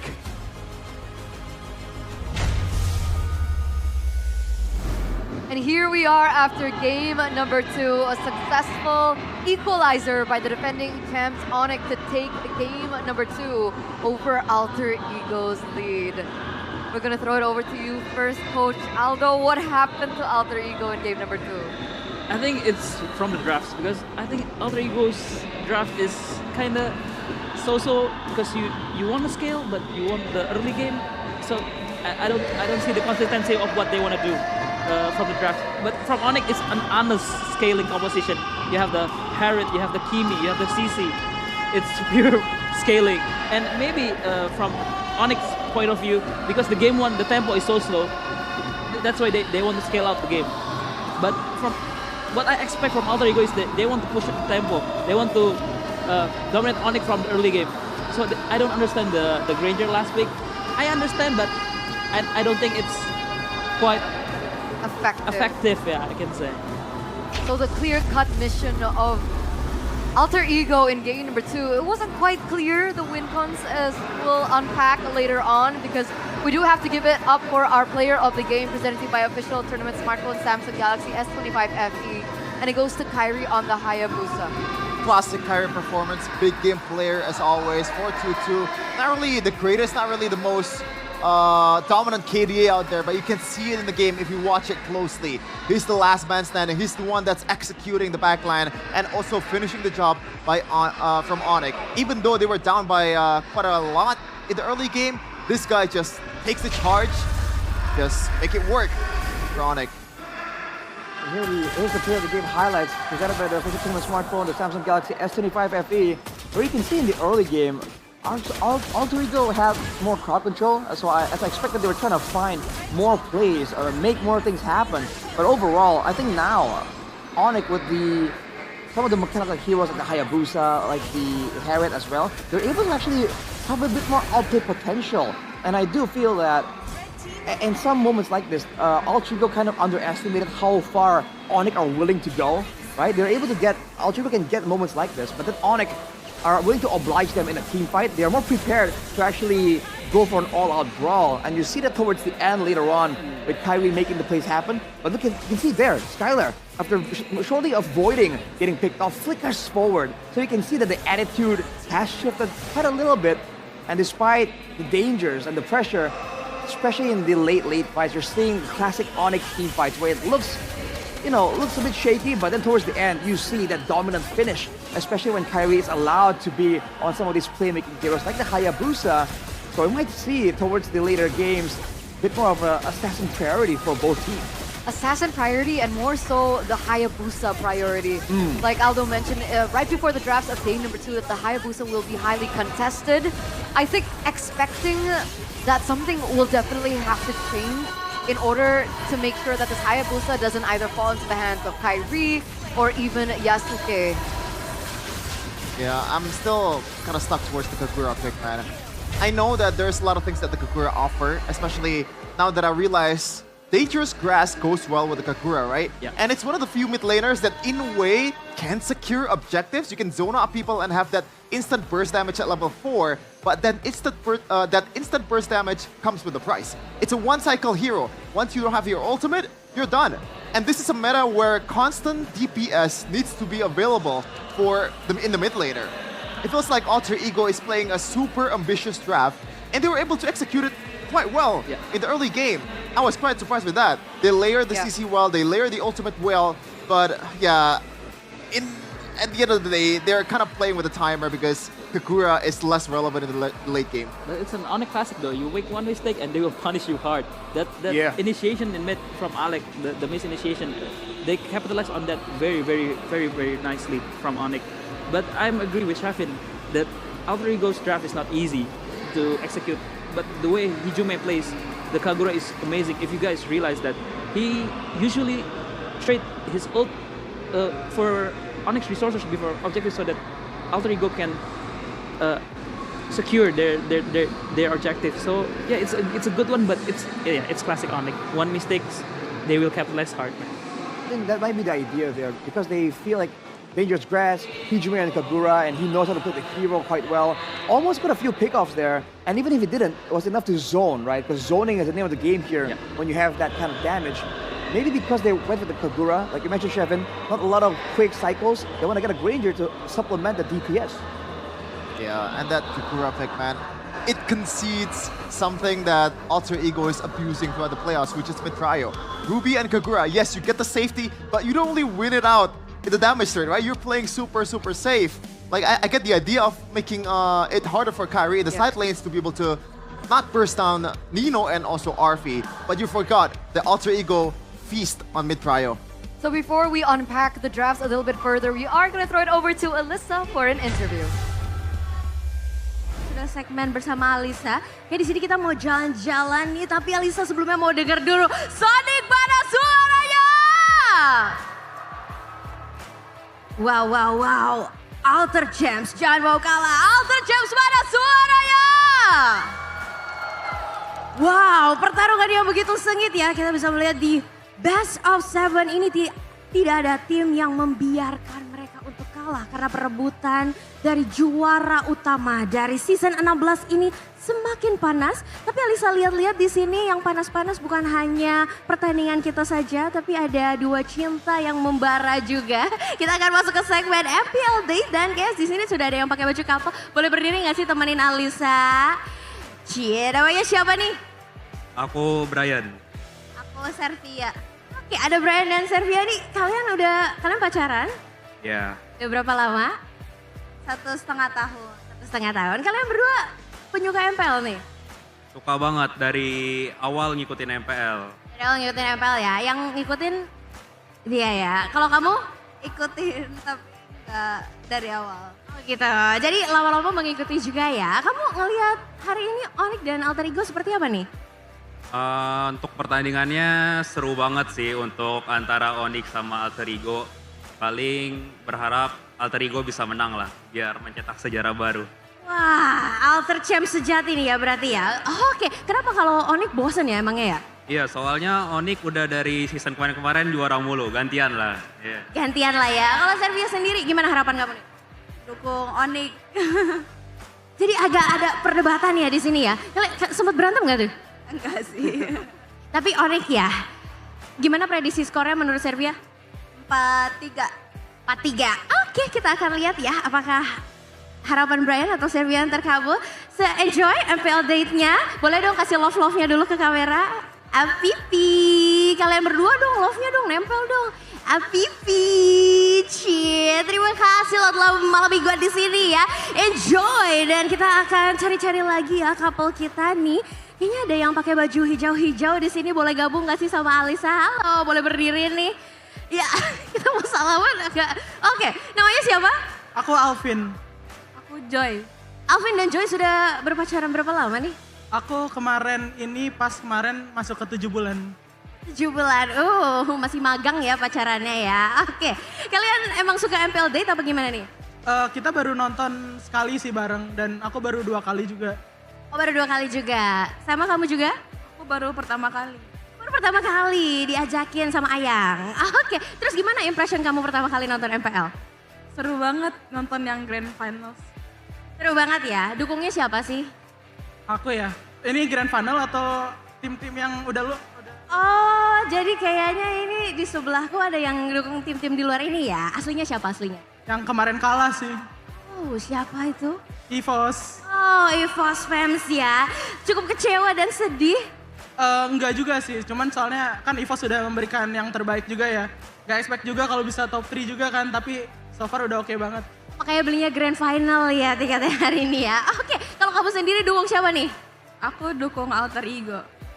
Dukung Alter Ego. Kalau yang hari ini berarti kamu dukung Alter Ego atau dukung Onyx nih? Aku Alter Ego juga sih. Wow, Alter Champ banyak sekali ya di sini ya. Kenapa sih? Kenapa kamu begitu semangat mendukung Alter Ego nih? Ya supaya sejarah baru juga sih. Sejarah baru juga ya, biar nggak itu-itu aja ya yang menang ya.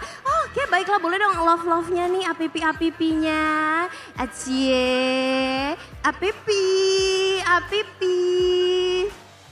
Gemas sekali ya. Oke, terima kasih banyak, enjoy MPL date ya. Kita akan cari-cari lagi mungkin pasangan-pasangan magang kita ya. Mungkinkah di sini ada yang punya pacar lagi dan kenapa tiba-tiba mati lampu gini? Lightingnya? Oke. Ini loh. Kok yang nyala cuman di spotlight ke sini? Coba aku boleh kenalan sedikit gak sih? Boleh berdiri nih. Namanya siapa kakak? Namanya siapa? Octaviana. Octaviani. Kamu kesini sendirian aja? Sama teman aku. Sama temen kamu. Oke, temennya kemana nih? Kok di sini sendirian aja? Toilet dulu. Oh, lagi ke toilet dulu ya. Gimana nih kamu melihat Onyx dan juga Alter Ego hari ini?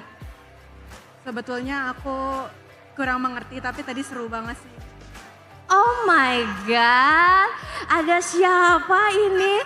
Teman siapa ini yang ada di sebelah Alisa? Boleh Kita lihat siapakah ini temannya kah? Wow.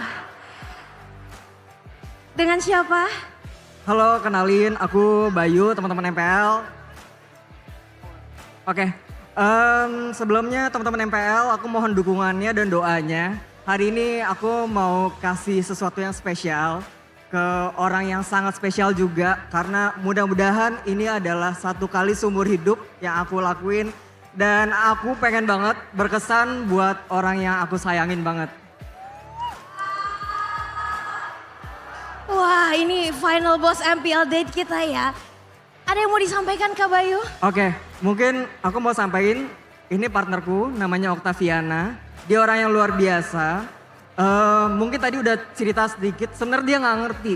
Tapi dia tetap semangat buat nemenin ke sini. Dan aku jadi belajar satu hal. Sebenarnya kalau cari partner tuh nggak harus yang sama. Tapi orang yang mau mengerti dan memahami hobi dari partnernya. Jadi kita bisa tetap selaras. Dan itu kenapa bikin aku jadi sangat-sangat yakin orang ini adalah orang yang paling baik dan orang yang paling cocok buat hidup aku. Dan mungkin buat Okta, ini dunia aku. Ini teman-teman aku, inilah orang-orangnya. Dan ini yang akan kamu temukan setiap hari. So, aku mau tanya satu hal buat kamu, tapi pegang dulu ini ya.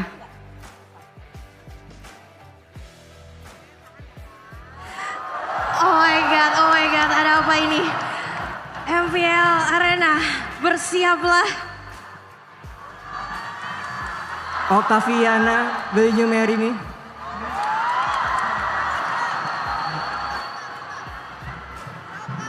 Yes, I will. Finally our MPL date ada yang berlabuh ke pelaminan. Congratulations to Kak Bayu dan Octaviana. Boleh dong kita kasih tepuk tangan di MPL Arena. Malam hari ini begitu spesial ya. Teman hidup kita. Kak Okta, kamu expect gak hari ini akan dilamar di MPL Arena, disaksikan jutaan pasang mata dari seluruh Indonesia loh ini yang nonton kamu? Jujur enggak sama sekali sih. Karena dari kemarin kan diajak ke sini. Dia nggak ngomong sih mau kemana gitu. Cuman ya tiba-tiba di sini aja. Oh sama sebetulnya kan kita emang udah tukeran cincin dari kemarin. Tapi tiba-tiba hari ini dia minta lagi cincinnya. Oh. Terus aku kayak kenapa? Kenapa? Apakah jadinya kita akan putus? Iya bingung banget ya tapi ini gak expect sama sekali. Gak expect sama sekali, luar biasa. Boleh dong kita kasih tepuk tangannya untuk pasangan kita hari ini. Tapi Alisa juga penasaran Kak Bayu, mengapa memilih MPL Arena nih sebagai tempat untuk melamar pasangan kekasih orang spesial kamu ini? Oke, jadi pertama mungkin tadi yang seperti yang aku bilang, ini duniaku karena dari MPL aku belajar banyak banget sebetulnya. Walaupun aku sekarang udah kerja, tapi kayak banyak inspirasi yang aku temukan dari MPL. Misalnya, emang aku kalau main MPL atau main Mobile Legends itu mungkin cuma tinggal 2 kali dalam seminggu, 3 kali. Tapi dari sekali aku main itu aku dapat banyak banget referensi, inspirasi karena kebetulan aku di dunia kreatif. Jadi dari warna, dari gameplay, dari strategi itu hal-hal yang menginspirasi aku untuk kerjaan aku. Itu pertama. Terus kedua juga kebetulan punya teman-teman yang luar biasa. Mau terima kasih juga buat Bang Oji, Profesor KB, dan semua teman-teman yang ngebantuin buat terjadinya hal ini. Thank you banget udah nyambungin ke teman-teman panitia MPL. Dan yang mostly paling terima kasih ke panitia MPL dan teman-teman semua. Berkat dari dukungan dan doa kalian, alhamdulillah bisa diterima oleh Octaviana. Alhamdulillah, dan kita doakan semoga lancar ya nanti sampai ke pelaminan. Sekali lagi boleh kita kasih tepuk tangan untuk Kak Bayu dan Kak Octaviana. Inilah awal grand final dari MPL Day dan boleh dikasih lihat ke kamera. Boleh kita coba love meternya sekalian, boleh dong bikin love-love-nya. Apipi, apipi. Wow, malam hari hari ini begitu spesial. Dan kita akan lihat ya apakah di next season nanti mungkin sudah menikah atau ada lagi mungkin pasangan-pasangan yang melamar pasangannya di MPL Arena. So malam hari ini yang begitu spesial akan kita kembalikan lagi ke para panelis. Silakan take it over.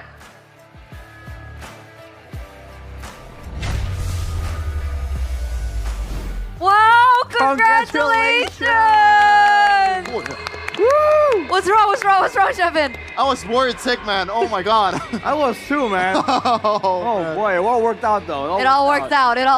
Because at first when they asked her where or who she was here with, she said, "I'm here with a friend."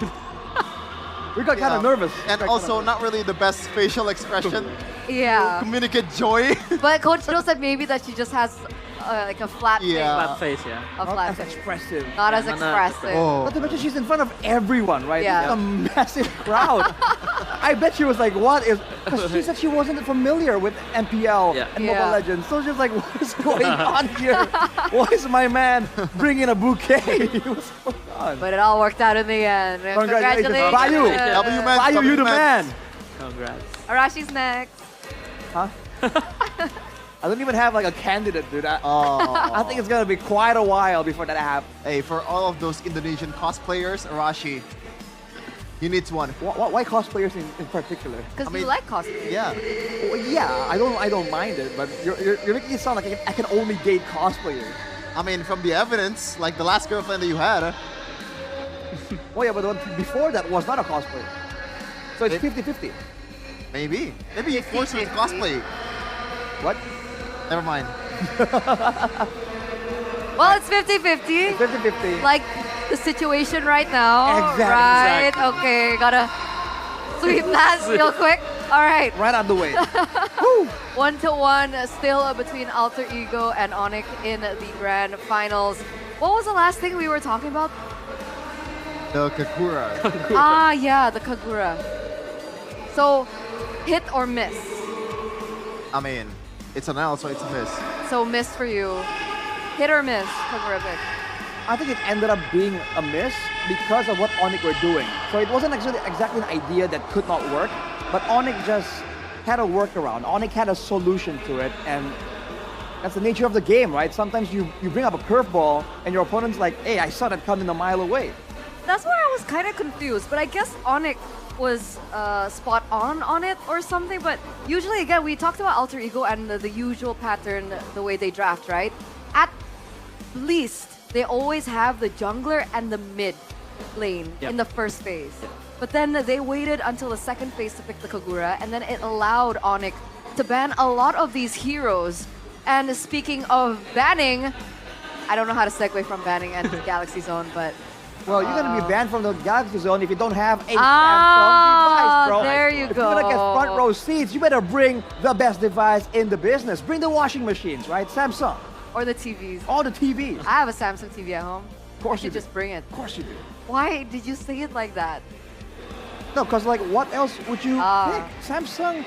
Dude, have you seen Samsung TVs? I thought it was like a chef in angle. Oh, come on. I'm bringing my air conditioner. Samsungs have aircon? Yes. At this Oh, point, they have almost everything. It's bigger than you might expect, I just knew that. but yes. Anyway, speaking of big, the big battle of generations between the best of the beast. I guess that's what we're calling Lutfi and Nino right now. On one side, Lutfi as a young blood, he doesn't have as much experience behind him compared to Nino, who's been around for almost 10 seasons. I mean, granted, he has swapped in a lot of lanes, but what do you think about these two players, Coach Do, and how do they compare and differ? I think they're quite similar in terms of gameplay because I think they both have the same job desk. When the team needs them to zone out the carries, they will do it. If the teams need them to zone out the junglers, they will do it. I think that's the meta of XP right now, right? And I think both of them, Lutfi and Nino, are the best to do it in Indonesia. Preach. Well, right now though, you can see a stark contrast in the drafting phase though. Nino has been able to get some of his known heroes.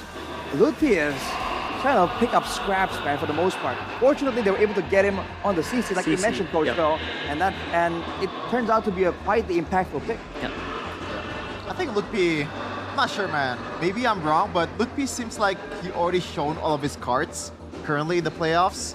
While Nino, I'm not really sure if he's shown all of it yet after the Cho pick yesterday. Yes, he's known to play the Cho, but I mean, it's not really a meta pick per se too, right? But remember, we're kind of stretching into an era or a meta where a lot of people are saying that this is a meta for Nino. Yeah. This was a meta built for Nino. Do you agree with this? Like, so whether or not it's meta or not meta, because of how flexible whatever is happening in the EXP Yes. lane is, Nino can play a lot of these heroes. Yes, because Nino started from fighter gold lane, right? And Yeah. the hero before, when he started playing in MPL, is the hero that's meta now. Lapu Lapu, Yuzong, Benedetta. Benedetta. Although we haven't seen it yet. Yeah. Cho too. Yeah, Nino was the Cho player too, if I'm not mistaken. So yeah, so when you say, and when he transitioned to XP, he becomes a new hero that he can play. The CC, the Arlet, the Uranus. So yeah, I think when people say that this meta is built for Nino, yeah, I can agree with that. And now going back to the question that I threw earlier on about the mid jungler pick for Alter Ego, is that something that they should go back to? Because it looks like it didn't work for them in game number 2 here. Yeah, maybe they will try, if the Zuxin is out, maybe they will try to pick the Kimi in their first rotation if their second pick, because they waited until third pick, right? But Onyx snatched it up, picking the Kimi for themselves. So maybe they might try to do that, but yeah, we don't know. It's Alter Ego once again, maybe. Yeah, I feel like the adjustment in that game in the first phase was they kind of overreacted on a Hayabusa pick, right? I think I would have preferred if they pick or prioritize the mid trio first, because of the fact that there are so many heroes that they can utilize in the gold lane and also EXP lane. So the safety will come in the second phase, right? For the side laners. Yes. Okay, because right now it looks like Onyx are back on blue side. So Alter Ego have opted once again to be second pick. We're looking at the drafting phase now for game number 3 of the grand finals, presented to you by the official tournament smartphone Samsung Galaxy S25 FE. Will the Hayabusa be once again open, or will Alter Ego switch things up in the banning phase? So far, YSS Yushin once again banned out by Onyx. We're looking at the Lapu Lapu ban once again in game number 2. Ooh, there it is. That's the change, Yeah. the Kimi ban. Kimi ban. I think, yeah, they don't want, because the Zuxin is banned, so they don't have any trade, I can say, because they will for sure take the Kimi. Maybe Alter Ego is anticipating an Onyx first pick Kimi, so yeah, let's see. Now the Eve becomes a bit more prio, right, for both teams, because the fact that these 3 heroes are probably the most top 3 mid laner currently that we have in this patch, especially in this playoff meta. Yeah. So I'm wondering if Onyx will still bite on Hayabusa despite that fact. Yeah, still might. But it's funny how it's devolving into that, right? In the gold lane, Ranger Harith or Fighter. Now in the mid lane, hey, Zushin Kimi or High Ground. It's like either or, kind of. By the way, I gotta ask, why the Esmeralda ban? The Esmeralda just has a lot more sustain, a lot more utility baked in, right? But remember, this is specific to Onyx. Because I think, to be honest, Cypher also banned Esmeralda against Navi. And I think 4 games for Esmeralda, I think they just don't want to face the flexibility of Esmeralda, right? Because if you want to play marksman, and also it's the only fighter gold lane that Skylar plays. Oh, there you go. And also, Ruby doesn't. Sometimes. yeah, he plays Ruby. I think it's not as But he also impressive gets as the exports. Esmeralda, yeah. That's fair. Yeah. Also, it's the fact that Alter Ego is super, they like to use the Uranus, right? So that's why maybe the laning matchup does not work well against Esmeralda. But looking at the first 2 picks here, Cochaldo, Hayabusa, and Lancelot immediately. I think they will deny pick the CC again, for sure, I think. And I think Sans will be looking at his Yif maybe, or his Farsha, or maybe just answer the roamer, maybe Grok. In this meta coach where everything is long duration, right? Of course, like a Eve spammable spells is desirable. But we've seen, we had some theories on panel where we're like, hey, it's gonna be a proper front to back because it's all fighters, no assassins. where are these mages that can spam out spells like the Lilia back then, like the Valiers? I think Shevin was mentioning on one particular drafting phase, the Valier can work so well here. I'm just saying, there seems to be other potential spam heroes. Do you think they're going to show up, Coach Doe? I'm actually a big fan of the Lilia because in the meta of two fighters, Lilia is so annoying, right? Yeah. Yes. And yeah, look at Alter Ego just answering to the CC pick with the Uranus pick. So wherever the CC goes, the Uranus will go there for sure. Okay. And now there's an opportunity now though for Onyx to ban out heroes like the Farsa and the Valentina. Yeah. Valentina seems to be one of the best heroes that Hijime has used so far, but they are kind of lacking in damage, so they have to adjust if they want to put the Valentina with picking a traditional marksman for RP here. The Greater is still open, the Harith is still open, so maybe both teams, they want to fight that battle again in the gold lane. Yeah. I think if you're Alter Ego, you want to pick the Harith fourth pick because it's a good matchup too against the CC because you can outscale, you can kite the CC ult away, and so the CC will have a hard time. Oh, and it's get bad. Yeah. But they know it's a hard time for the CC. Wherever the CC goes, if there's Harith and Uranus, it's a hard matchup. It's a Hylos for Alter Ego as well. And they're trying to deny all these heroes and kind of trade for long periods, like the Hylos with the constant pulse of damage.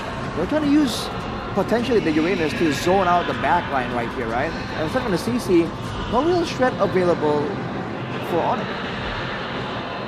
Yeah, and I think I see where Cypher's going with the ban because they want to win out in the mid prio and they're banning Hylos and Brock, in which is a very good matchup against the Gatot. So yeah, so it's still the same. It's prio mid for Alter Ego. Still the same story now as we're awaiting the last ban coming from Onyx. That ban is going to be the Yuzong, denying it away from Nino. That's the overthinking from the Uranus, man. You never know, it could go in the gold lane. Oh, it's a good matchup against the CC. Oh yeah. So Alter Ego needs to pick. I mean, they picked the Kakura in the first or in the second game, so you can't really rule out the mid laner to be some sort of utility for Hijime, mainly the Valentina, just for safety. But I'm still not a fan of that. Alter Ego really needs to play with the momentum and also be super aggressive in the early game if they want to make it work. Because the scaling is definitely on Onyx's side currently with the Eve and also the CC. And yeah, and having the Lancelot instead of the Hayabusa is also a harder skill, I might say. Because Hayabusa, you connect the shadow, you can all in, but Lance is more intricate, I can say. And that's the Hilda for the Lancelot. I think Keyboy's job does this game is only mirroring the Lancelot. Yeah. And the Alice. Oh, it's a CC That is gold lane. nasty. Oh, okay. This is a Hilda in broken walls as well, so faster mobility. Yes. You can expect Keyboy to be very aggressive in the early game against the Lancelot. Seeing this, Alter Ego, what's the answer? I think it's only Lunox, no? It's either Lunox or you pull out the Lilia cheese pick, I don't know, but because if you don't pick the Lunox, I don't think you have enough shred for the front line, for the CC, for the Hilda, for the Alice. Yeah. It's also safe in a way. Yeah, in a way. Can cancel out the shadow kills and all that. See what the option Alter Ego goes for. Or if they want to go insane, yeah, they just go Valentina and take the big ults from Onyx and just out team fight them. I'm gonna go Selena for mid prio. Never mind. Yeah. Valentina. All right. Quick predictions. Arashi, start with you. I think Onyx has a scarier draft here because again, I'm looking at playmaking potential and Onyx has plenty this time. Coach? I still like Onyx though. Because of the, All right, another unanimous vote from the panel on Onyx. Game number 2, it was correct. So let's see if the win streak remains here on the panel as we throw it over to the casters for game number 3. Equal footing in both games, and now it's a 1-1 situation where the draft looks very unique. Lutpi finally pulling out the Alice card, in which we haven't really seen him play that Alice, and Onyx finally respecting Nino's Yuzong. Yeah. Hey, they planned so much, man. They, I think, really went through all their plans throughout that short break. Plan A all the way to Plan Z, covered. Let's see if it can be executed in the game, because so far the series has gone through that. Drafts, whatever. It's about the in-game execution. And into the game we go, game 3 of Onyx against Alter Ego in this best of 7 grand final of MPL ID Season 16. And Lutfi with the Alice is one we have to peel our eyes on. Meanwhile, Arfi will be given the task of playing that Ruby in the gold lane. Hilda, again with the damage early on, will try to push away Hijume. And this Hilda, obviously, will try to contain Yazuke. It's the Lancelot. And I think Eternal also mentioned it, the rotation might be quite quicker. Look at the damage. Yup, Watchlong gonna be ready as well. Oh, he doesn't land it. Revitalize, already baited out from Alec. Yazuke trying to get the range over to lethal. But Lutfi walks up as well. And this is an all-out win. Wait, they still want to go for it. Yazuke gets first blood. It's Alec in the end. Lethal still for Kai. And it's Alter Ego who walk out with a win. I think Alter Ego were able to measure their limits in that fight, in that skirmish. They kept on waiting. They kept on lingering around, and they wanted to go in for more. Thankfully for Alec, he got the final blow on towards Keyboy. Still a slight loss, but again, it's not the worst of everything. As Skylar on bottom obviously will have prio over RFA. The shred from the CC is insane. And now we're talking about the Valentina. The main concern that Aldo had in the draft. Hijume was... Oh my poke. Oh my lord, Keyboy.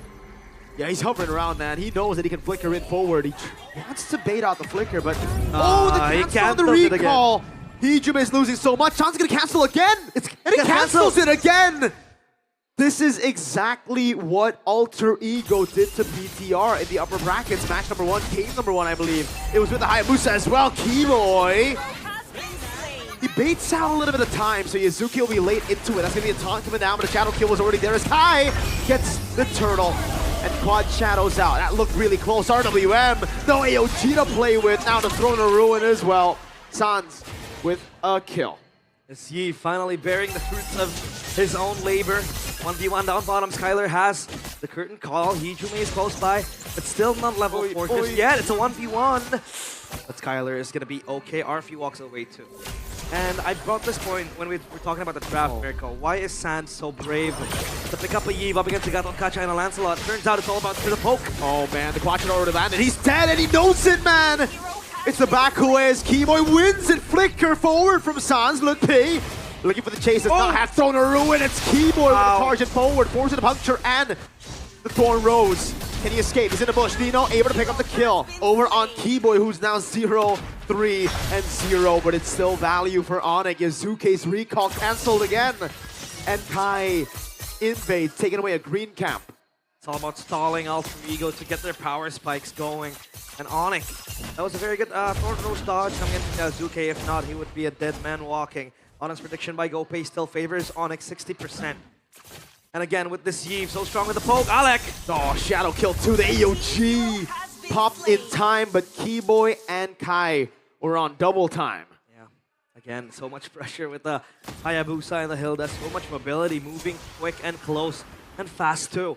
And with this Alice in the fray, Alter Ego, they need to be careful of a certain combo that's going to wait for them. RWM into a 3-man Thorn Ruin. It's going to be very scary, especially when you have the CC too. Third call. Look at the damage. Again, the poke is so good. And Onyx, they can also play front to back if they want to. Yep, the Yve and the CC. Push back Alter Ego.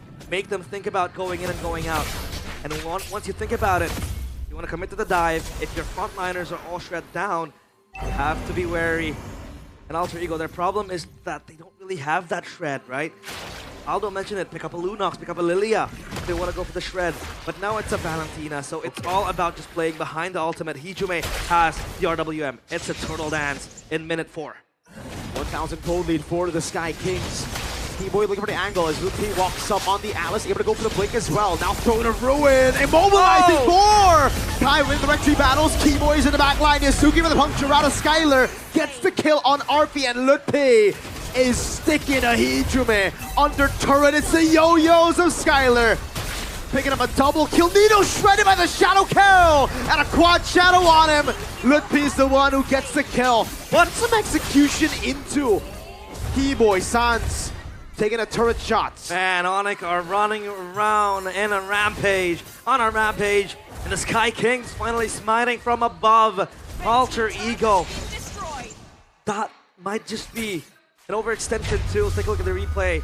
by Samsung Galaxy S25 FE. A very good 4-man Throne of Ruin. Keyboy basically cuts Yazuke out of this fight. Alec wanted to re-engage with the AOG, but the main targets are all deleted. Oh. They have so many gap closes into getting the main targets of Alter Ego. You have the Hilda with the movement speed.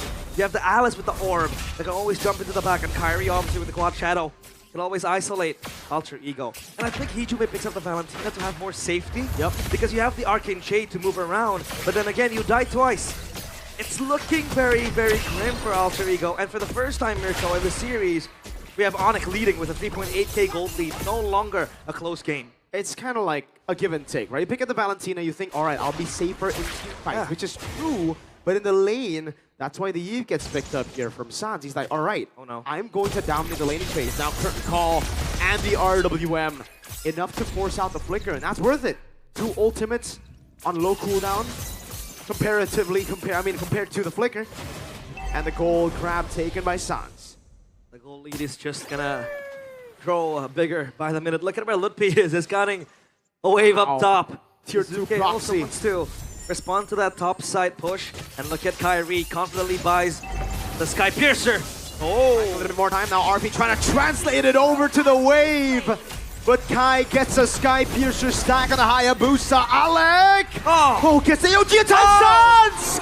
Flickers forward, gets the read on him. And it's a free turret down below. Yazuke cutting into tier 2 of Onyx base. But Onyx are getting all the trades. That's the final turtle of the game. Perfect for Onyx. This game is all about the Void Blast from Sans. Look at the damage it's able to do. The front to back is insane. And there goes the quad shadow. With the RWM shredding through Nino. RP trying to cut away right now. Does not have the ammo pen. Hijume flickering in, getting the current call. But there's no AOG. Shadow kill over to Hijume. How crazy are you, Kai? All right, not that crazy. He's not that crazy. He is calculated. Lutpi and Yazuke juking it out up top. And there are a lot of options to hold this Lancelot in place. Yep. Yazuke is so far back because Keyboy has been disturbing him. Lutpi has been gluing him to his back. And Lutpi is just no mana on pursuit of Yazuke. Yazuke has no mana. Okay. Oh man, Keyboy. Keyboy. If he can cancel the recall one more time, I think Yazuke is going to be forced to back away in the jungle. Yeah, but it won't happen.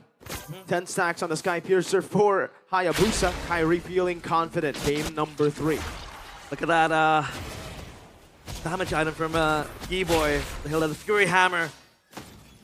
Extra damage, obviously, to poke out Yazuke again. This time around, Alter Ego, they have a breather, but that gold lead, the map control from Onyx is so sublime. Up top, it's all shredded down. Down bottom, same story, same fate too. Real-time victory rate by Samsung Galaxy S25 FE, 65% for Onyx, and that is without a reason. That is not without a reason, excuse me. And realize this is what we've come accustomed to in the meta, right? The last 2 games were the anomalies, how close it was towards the mid-game. Now we really see that snowball come through. Yes. Alter Ego do have pretty good scaling with the Uranus, but it's more of like sustain scaling. It's not, oh, there you go, just all in over to Skylar. With I'm offended, but he has the vengeance still. Oh no, he brought the sprint. Oh, Throne of Ruin from Lutpi. Skylar with a bait, and he lives with 1 HP. Hijume next on the chopping block, already falling. 3 members left. Alec with the AOG escaping, but leaving Arthur for dead. Kyrie on a killing spree. Goes in for the shadow kill, and it's yet another 20 stacks for that Sky Piercer on Kyrie. Alter Ego, all the 3 faces unmasked by the Sky Kings. 12-3, 9.1k gold lead. It's mounting bigger than ever. And Skylar with the damage. Alec is eating all inside. Uh-oh. Sans cutting away now. Yazuke clean punctures, but the peel was there. Sans got the flicker out in time, and now Onyx look to pop the holy shields. For the first time in this series, it feels like there's a distinction between the gods, the Sky Kings, and Alter Ego, the ones chasing the crown, the ones looking to etch their names into the history books of MPL ID. And Onyx once again shows there are levels to this game. 10.7k gold lead, up top, down bottom. It's gonna be a push. No freeze lane this time around. It's gonna be a try lane, but up top it's gonna stall because there is a turret. And this wave is gonna crash at the same time. Yazuke will clear it out down bottom as to not pop that holy defense. Will there be a play? RWM! Throne of Ruin to the back line right now. RP gonna be caught in it as they go for the all-in, but Amofedit is able to buy in a lot more time. That's Kai, unstoppable. Ludwig still in the midst of the team fight. Go with the blink again over to Nino. Sound still dealing a lot of damage. Skylar does it as well. Up top, down below, waves held down by the wave of Alter Ego. Oh, they're gonna try to juggle this around. The crystal is wide open, but the wave has been cleared out. Yazuke in a heroic play, an heroic attempt. Kairi! Shadow kill inside of the base. He has the quad shadow to escape, but Alter Ego sustained through Nino. Very, very low. Gets away in time. Hijume steals the Throne of Ruin, but I don't think he want to be that close to Onyx. Man, I was shivering because Kairi popped the shadow kill right into the fountain, into the base of Alter Ego. Had he not been quick with the quad shadow reposition, he would be toast. And now Onyx take over a second engage. Sans with the real world manipulation to cancel the I'm offended flicker. A puncture back from Yazuki, but it gets caught by Sans again. Ludwig with a blink in backwards. Nino cover the quad shadow, and Kairi gets a double Hijume. Forced back, caged in his own fountain. Bitten around in his own backyard, and Onyx are gonna be the ones to close this game. The crystal is gonna falter. And that's 2-1, the lead in the best of 7. Onyx dismantled Alter Ego, not just in the game, in the draft as well. That We is said coming into it, it'll be a battle of execution, but we didn't account for that mid gap. Yeah. Sans on the Eve, 2 levels ahead by Turtle 3. That's wild. And it's that cockiness from Hijume. Picking up the Valentina. You can reposition, you have ability, but that mid-prio is just so hard to achieve. You had to got Kacha with you, with the taunt, and with all the control needed. But the Yves, man, the Sans, with the insta-pokes, constant pokes, just pushing around Alter Ego in the back. Did you see the Sans RWM to deny the I'm offended flicker from RP? That ended up being them getting cooked in the base. Oh man, that reaction from Gila Sans. At this point, he's not Gila anymore. That's just Sans, you know? It's crazy how many times he can do that. Like consistently, the stability of this man. And in the playoffs, Sans has been quite humane. He has been quite mortal, right? There hasn't really been a Gila Sans moment in the playoffs, but today he shows up in the biggest stage, in the biggest moment where he needs to be, where he needs to show why he is Gila Sans with the Yves. We thought he was a bit too naive against so many possibilities where he could be dove upon. The Lancelot, the Ruby too. But it wasn't about the RWM, it was about the poke, the constant pushbacks. That cancel is too good. And then you have on top of you a Thorn of Ruin. AOG's cancelled. So many attempts from Alter Ego to execute their skills just cancelled by Onyx control. They're right in front of the gates, realize. Right in front of the gates to carving their names into history. But what do you do when the final bosses stand there keeping the gates safe, gatekeeping them from making it? The Guardians of the Gate stand tall. Panelists, will the gate be broken?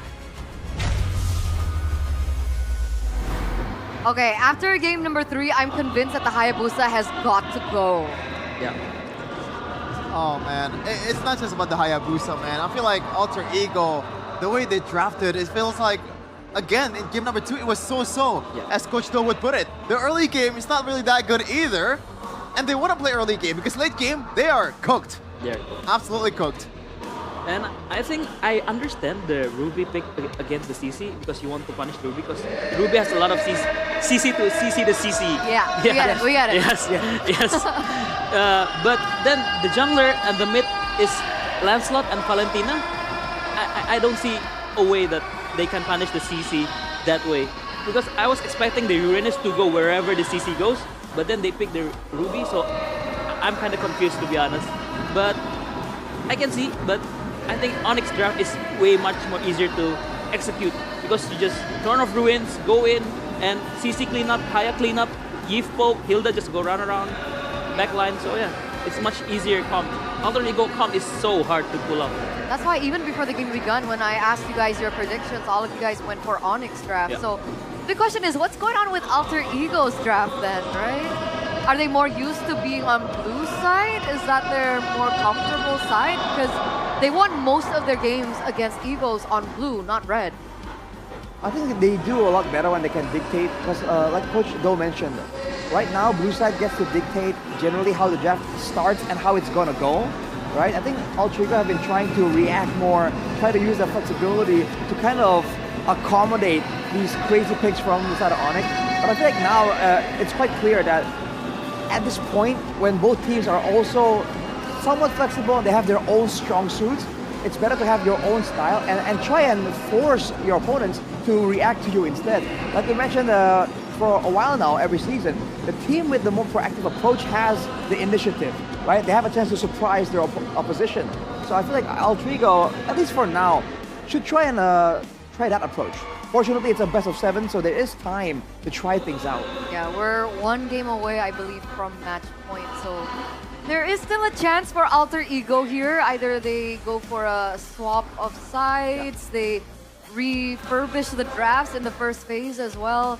It feels a little weird for me because, I don't know, as Des host, I want to throw it to you guys, right? Lapu Lapu and Esmeralda are two heroes that usually Alter Ego can utilize to their benefit.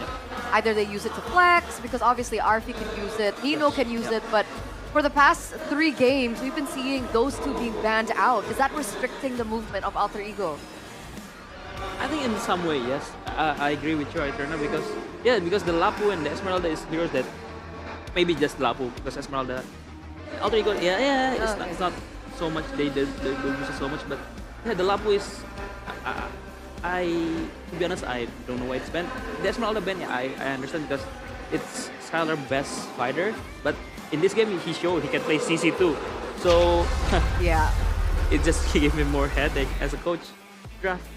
So the side lanes have been so open now, honestly, and it has also paved the way and the freedom for Kyrie to really have mid control and also facilitate the player of the game, presented to you by the official tournament smartphone Samsung Galaxy S25 FE on the Eve. 3-1-12 KD, he was only taken down once, and you can see, like, no matter what we're talking about, there's a reason why we're not too focused on Onyx.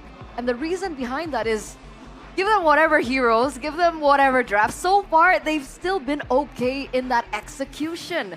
And given a draft that's winning now, especially in this 3rd game, you could see what Sans was able to do on the Eve.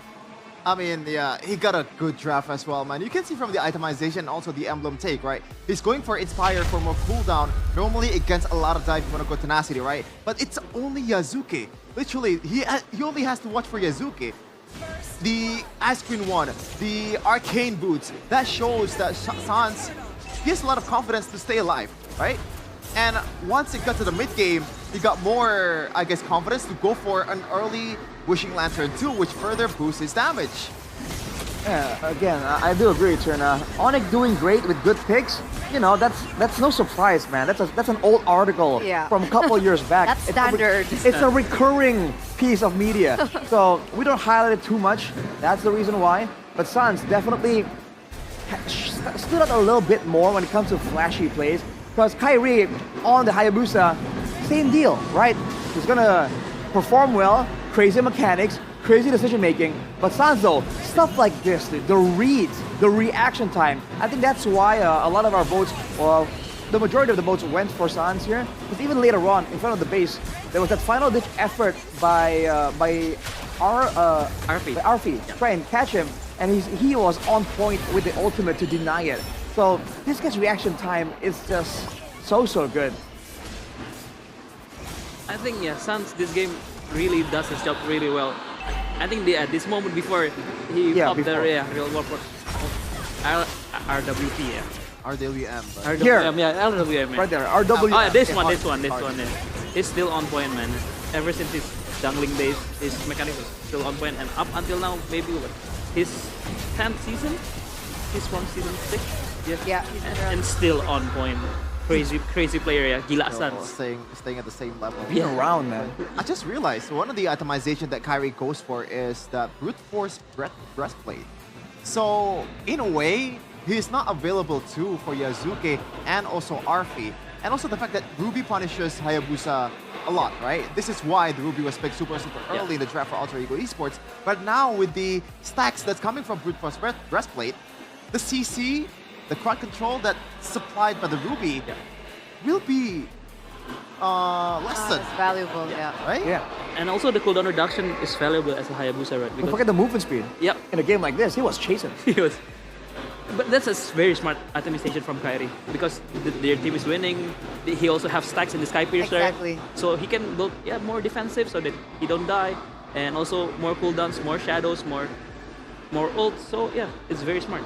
And it's great for Kyrie as well that Onyx composition he doesn't have to do too much to start things off, right? Because of the composition being so proper front to back, two very strong front lines, long range with the Eve, DPS from the CC as well, and Initiation. general safety because Aldrich had a lot of burst but not a lot of DPS. So Onyx can just play slow front to back and Kyrie can pick and choose when to go in. This is the situation where Yazuke actually found himself when he was able to win so many of those games on the Hayabusa. Something's got to change. Something's got to change. For sure. For sure. Or this might look like a 4-1 for Onyx. Do you think Alter Ego are okay? I don't think so. I think they gotta stop overreacting to the Hayabusa pick, man. Because in game number 1, they gave away what? Lancelot to Kyrie, Farsight to Sans, Grok to Keyboy, and Harith to Skylar, and they were A-okay.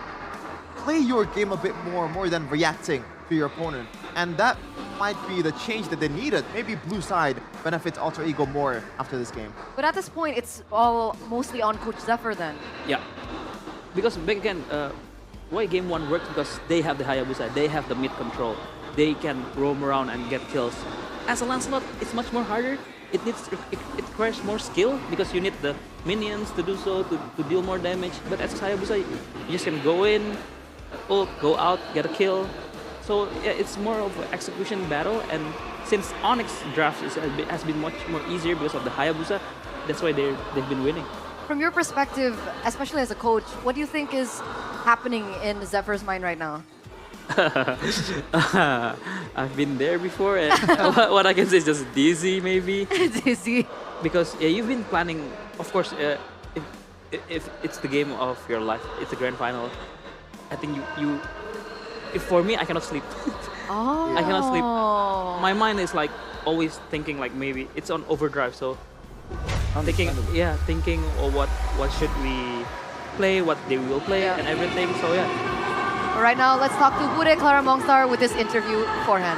Judo ditambah player sejati dari Mobile Legends Min Sitar ada Bang Jo Taslim. Aduh, langsung pada heboh Bang Jo di sini. Datang ke sini Bang Jo. Ya. Baru pertama kah ke MPL? Baru pertama kali, betul. Gimana experience-nya? Seru banget ya. Euforia anak semua pencinta gamer Mobile Legends khususnya. Dan mendukung timnya masing-masing dengan sangat loyal. Sangat-sangat membuat aku merasa terinspirasi. Oh. Sangat ya. Keren banget, kalian semua keren banget sih. Karena sebagai seorang gamer, ngelihat komunitas gamer Indonesia begitu berkembang sangat pesat. Aku jadi ikut happy. Jadi sekarang memang yang paling utama itu bukan aktor lagi ya, denger-denger ya Bude ya? Kayaknya kalau spend waktu lebih banyak gaming dibanding acting kayaknya. Oh, acting nomor 2? Kayaknya sih, kalau gaming tuh bisa, ya kalau belum dimarahin belum berhenti gitu. Waduh. Tapi kan ya diselang kesibukan, main film juga, syuting iklan, dan banyak hal lainnya itu memang selalu menyisipkan main game. Ya, dimulai pada saat COVID ya. Jadi kita semua ngumpul karantina, aku dulu main gamenya apa aja aku mainin. Tapi ya ponakan-ponakan ngajakin main Mobile Legends, memperkenalkan Mobile Legends. Kartaslim?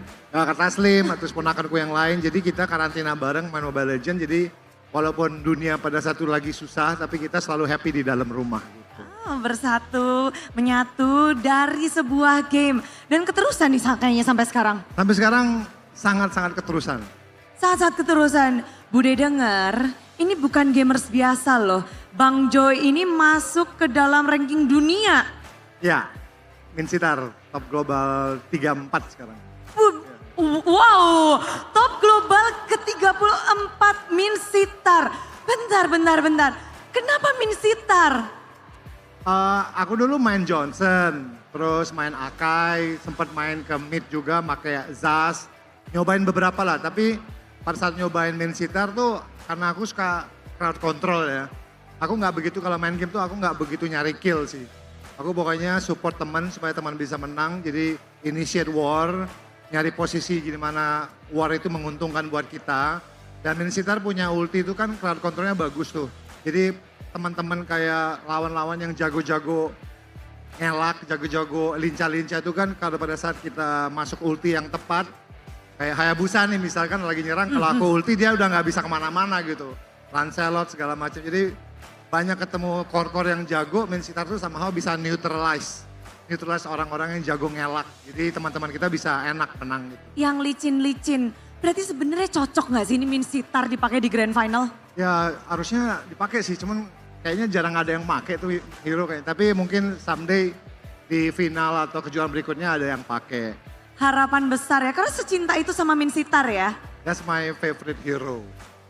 Karena mungkin juga banyak yang bilang Minsitar tuh nyebelin gitu ya. Tapi kalau aku kan selalu bawa Petrify ya. Jadi Minsitar tuh kan somehow 5 kali tusukan itu kan dia stun kan. Jadi kalau bawa Petrify, kalau bisa nangkep 2 atau 3 orang, berarti kita dapat stun 2 kali gitu. Nambah jadi lagi. potensi menang untuk war teman-teman tuh lebih besar gitu. Udah pasti nggak bisa gerak, udah di King's Calling, ke Petrify. Mending lepas handphonenya kalau ketemu Bang Jo di sini. Cuman emang tantangannya nariknya harus dapat. Dan karena Minsitar kan nariknya ketahuan tuh, nggak kayak Franco tuh. Minsitar sudah ada indikatornya, jadi nariknya harus kita prediksi dia kemana gitu. Itu yang susah sih. Oke, Bang Jo, setelah ini Bude yakin banget ini super fans yang lagi nonton di rumah, yang ada di sini, pasti nanti pada push rank Minsitar. Biasanya mereka terinspirasi juga, apalagi udah dikasih kisi-kisi gitu. Tapi kalau ngeliat dari match ini, ada nggak sih, pengen nggak sih ada player yang pakai Minsitar? Ya Kiboy cocok nih pakai Minsitar. Boy, saatnya Boy. Coach Adi, ini nih sudah di request, tapi... Someday siapa tahu kan di revamp atau skillnya jadi lebih bagus atau lebih kuat. Mungkin sekarang nggak meta ya, tapi someday mungkin. Tapi memang ini kedua coach suka hero unik-unik kok. Jadi bisa jadi nih dipakai karena hero-heronya kan juga lagi hero-hero assassin. Tadi Hayabusa muncul, Lancelot muncul, cocok loh. Iya, tapi tadi nonton kan babak 1, 2, ketiga kan berasa banget tim yang punya Hayabusa menang kan. Pada saat Alter Ego punya Hayabusa dia menang. Hayabusa diambil, dimenang sama Kairi pakai Hayabusa keren banget 2 kali menang. Jadi faktor Hayabusanya besar. Tapi kalau ada Minsitar, Hayabusanya lagi shadow nge-kill gitu udah nggak bisa kabur. Pokoknya kalau ngobrol sama Bang Jo, ngobrolin dia tuh pokoknya Minsitar nomor 1. Nggak ada yang lain karena sudah coba segala macam hero, kliknya Minsitar. Dan berarti Selalu. Bang Jo, role-nya Rom dong? Kadang-kadang Rom, kadang XP. Tapi selalu build support. Support sejati. Tapi kalau di sini Bang Jo, Bude penasaran, apakah memang mensupport salah satu tim atau memang lagi menikmati saja? Aku menikmati pastinya, mencintai Mobile Legends dan aku bilang 2 tim sangat-sangat bermain sangat baik. Aku rasa emang faktor siapa yang blunder itu ya yang bisa bikin timnya kalah. Tapi aku rasa pertandingan masih panjang ya, masih 2-1 dan aku rasa siapapun yang bisa tim yang lebih fokus pasti bisa menang. Boleh dong langsung nih Bang Jo, mungkin buat super fans di sini atau buat tim-tim yang bertanding, kata-kata penutupan dari Bang Jo. Kita pengen denger nih semangat dari Bang Jo untuk kita semua. Untuk teman-teman gamer dan teman-teman yang lagi bertanding sekarang semangat terus. Karena gaming ini bukan hanya sekedar hiburan lagi. Dan juga sekarang udah bisa sangat-sangat bisa berkarir, jadi masa depan juga bisa cerah. Dan lebih penting lagi gaming juga membuat kita lebih positif. Dan kita juga lebih, karena aku orang betah di rumah ya.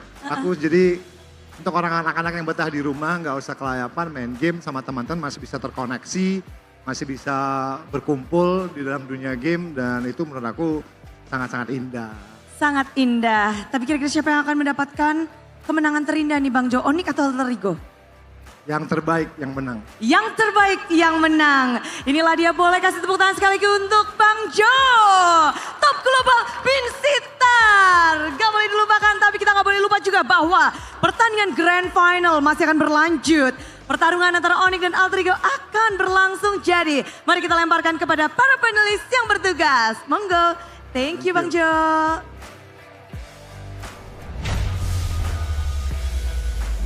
Thank you so much, Bude, with that interview with Joe Taslim. For those of you guys who do not recognize him, he's actually a big celebrity in Indonesia. He's a famous actor. Action star. Action star. Huge. Humongous. Yeah. You start going from the raid, I believe. That's Oh, when you yeah. First raised to popularity. You know, we were doubting the global Mincetar, and then he was dropping knowledge bombs. Even Coach Do was like, I didn't know that. Wow. I was skeptical though. And then he said, hey guys, when he was encouraging the next generation, he said, it's cool that you can game, you can connect with your friends from home. I know he was legit right there, man. Yeah. That was the moment I'm like, it's a real one. Can't believe he's here. What? It's can't so believe weird. he's here. It feels natural. Man, like I saw one of his contents in the Instagram feed, right? I immediately think he gotta be capping, man. He's like big time international actor. You know, someone else might be playing for him. But again, the nail in the coffin on what he said that made me convinced that he actually played that account is, I'm playing a support Mincetar. That is, for all the ranked game players out there, do not use damage Mincetar as a roamer, right? So it's kind of personal, man. He's been on the... I'm a solo player. I know. So I know it the best. A little trauma dumping PTSD over here. goodness. It's fine. You're good, you're good, you're It's a good. PSA from Shevin, guys. Do not go damage, all right? But it Got it. really shows how much growth the MPL scene, especially in Indonesia, has come. Especially yesterday, we saw a few actors as well come up on stage, you know, promote their new movie, and now we have Joe Taslim in the building. It's crazy to see. I hope esports goes higher from this point forward. Amen. Yeah. More growth means bigger, better tournaments. Hopefully more international opportunities for us as well. And hopefully better pay to... I was thinking more support for like the pro players out there who have not yet been reached, but yes. We need support thank too, you. though. Okay. We need support too, though. That's true, that's true. We're here from the morning. No, I'm kidding. Okay, let's go back to Getting a bit too real. the game. Let's go back to the game. So the last thing we touched on were the drafts coming in from Alter Ego. What to do? What's to do? I think the best way to start is to try to pick the blue side now. Because, Okay. Yeah. Because So you agree with blue side? because after losing 2 games, you wanna freshen up the mood. You wanna try new things. I mean not try new things, but you wanna try new things in the drafts, like new ideas. So yeah, because the 2 games it's been dead end. Onyx picked the Hayabusa, and yeah, you just lost, and you lost very badly, I might say. Yeah, 11 minutes. It was an 11-minute game for game at number 3, and at this point, I think they need a little 14K gold supplement. Yeah. Right? I think they need something to help them perform better, and I think it's Good Day. Right? Bring out the Good Ocho. Day. Right there. That's it. Oh yeah, Good That Day is a ready-to-drink coffee, boys and girls, launching a special edition in collaboration with MPL. Right now, they are holding the Avocado Mochaccino, No, I believe. Avocado Delight. Oh, Avocado Delight. Absolutely delightful. Just try one sip, one sip. I have acid reflux. Oh, Don't kill me. Never mind. I feel bad for you because you're missing out. Yeah, Yeah. for sure. It's Yeah, I'm super good. You don't want to call an ambulance in the panel desk here. I have acid reflux and I still drink Good Day. Really? That's how good it is. Yep. Can't miss it. Shouldn't do that. But Don't take medical advice from Eterna, guys. Yeah, don't. I'm not a doctor. Anyways, if you guys buy Good Day special edition with Mobile Legends from the nearest mini market or store, you guys can find a unique code behind the packaging label. So let's gacha this, boys. Arashi? nope, unlucky. Again? Not yet. We've been here like what, 5th? This is our 5th day, right? Yeah, I got a voucher from Doritos though. That's true. You got lucky with your Ritos. Good day, not yet. What about you, Chef? Any luck behind the packaging? Oh my god, I suck at opening this. Really All my bad. friends have been getting lucky with the good day though. I don't. Oh! You got it? No, Dude, what the heck, man? Bro, I was so excited for you. I like trolling. Why would you do that?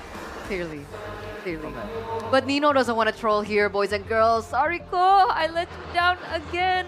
Up until the point where we saw in the interview yesterday against Evos as they were able to get that victory in the lower bracket finals, Ko Delwyn finally said the words, good job. The journey, the feels, the emotions, running ever so high. And I'm not even an Alter champ, and I'm supporting Alter Ego today just because of that interview alone. For sure, man. It's a very moving interview. He's like the main character, man. He's gone through so many arcs. Like, you can have like 3 seasons at least of Nino's rise and fall and return, you know, all that. Nino Shippuden? People are slandering Nino, man. Nino Next Generation? Sabar, you know, the comms and everything. Yeah. His fighter gold lane, his gold lane era, and now he's become like Captain Nino now. It's such a good story arc, yeah. I understand that. That's so commendable that he had these nicknames and he just rolled with it. He's like, yeah, I did say sorry, I did say sabar, you know, it's all good. And laughs with it. Yeah. Just brings all that positivity, no negative emotions, and just kept entertaining us while still working towards, you know, his legacy. That's so admirable, dude. I mean, it's not just Nino and Alter Ego players as well, right? The Alter champs, probably one of the best fan bases that we know in ID. Yeah. Losses or wins, they always celebrate. And I think all the Alter champs that's coming in the grand finals right now, even if they lose against Onyx, they're still having a good time. Yeah. They qualified to M7. 5 long years, Eterna. It's crazy. 5 years, can you imagine that? Supporting a team that never wins? And imagine the other champs in tennis indoor. Oh, that will be amazing. Oh, brother. I can already feel the situation, the environment, the electrifying roars. Cheers. Already from now. But boys and girls, we are going ahead to game number 4. Let's take a look at the random map draw. And it's going to be Dangerous Grass again. Three times now? Yeah, the 3rd time we're going to get Dangerous Grass. And the main difference that we're going to be looking at is the fact that Alter Ego now are on blue side. Let's see how this impacts the drafts, especially in the first phases. You heard it from Joe Taslim as well in the interview. The Hayabusa seems to be a problem. This is the drafting phase presented to you by the official tournament smartphone Samsung Galaxy S25 FE. Will Onyx ban the Hayabusa here? I guess they might not. Here you go, it's Steve. The Coach Bam was saying as well, every series has its own thing. Seems to be the Hayabusa for now in this match. But for Alter Ego, they have a chance here to kind of make a move. And now we can really see how far ahead is Onyx, right? Because if you were winning on because of the Hayabusa, in theory you should be troubleshooting in case Alter Ego take that strength away from you. And see the response here from Coach Adi. I think Onyx will pick the CC and keep. I think because they banned out the Zuxin, they banned out the Eve, they don't want any trades in the mid lane. They want to win the mid lane, so let's see. I think the CC will be even more valuable earlier because Alter Ego defeated the Hayabusa, right? And one of the reasons why the Hayabusa, no, not the Harith and also the Esmeralda is banned is to make Skylar limited of heroes. And Onyx, the only gold lane that's not available for Hayabusa at the first, it's only the CC. Finally, a strong trio mid from Alter Ego. The Haya Fire Dragon is very strong, and yeah, it's all for sure. It's Lancelot Kairi. Right. And again, yeah, let's see if hopefully Alter Ego will win this game, because if they win this game, yeah, it's basically Hayabusa and a strong win. Gotta ask Coach, you know, following up on Arashi's statement earlier on in the drafts, what would be the right way or the proper way to shut down this Hayabusa? I think for me, it's either you play a utility jungler, so you just want to control and don't let the Hayabusa snowball, so you can win the objectives and you can also win rotation, or just play tanky heroes. But once again, it's the trio mid, because Hayabusa helps the trio mid to win outright, because he can help the mid lane so easily. Okay, it looks like Onyx are looking at a different approach. Either way, Ruby gets banned here. Yeah, it's because back again, if you have the Ruby and you have the Haya, CC will have a hard time. So Onyx is acknowledging that, and maybe it's another Uranus ban from Onyx, because they want to leave the CC in a good lane for the Honestly, it also helps the Lancelot. Yeah, exactly. Right? Now for Alter Ego, good call, Coach Aldo. Now, You must be a coach. Yeah. probably. I'd like to play this game.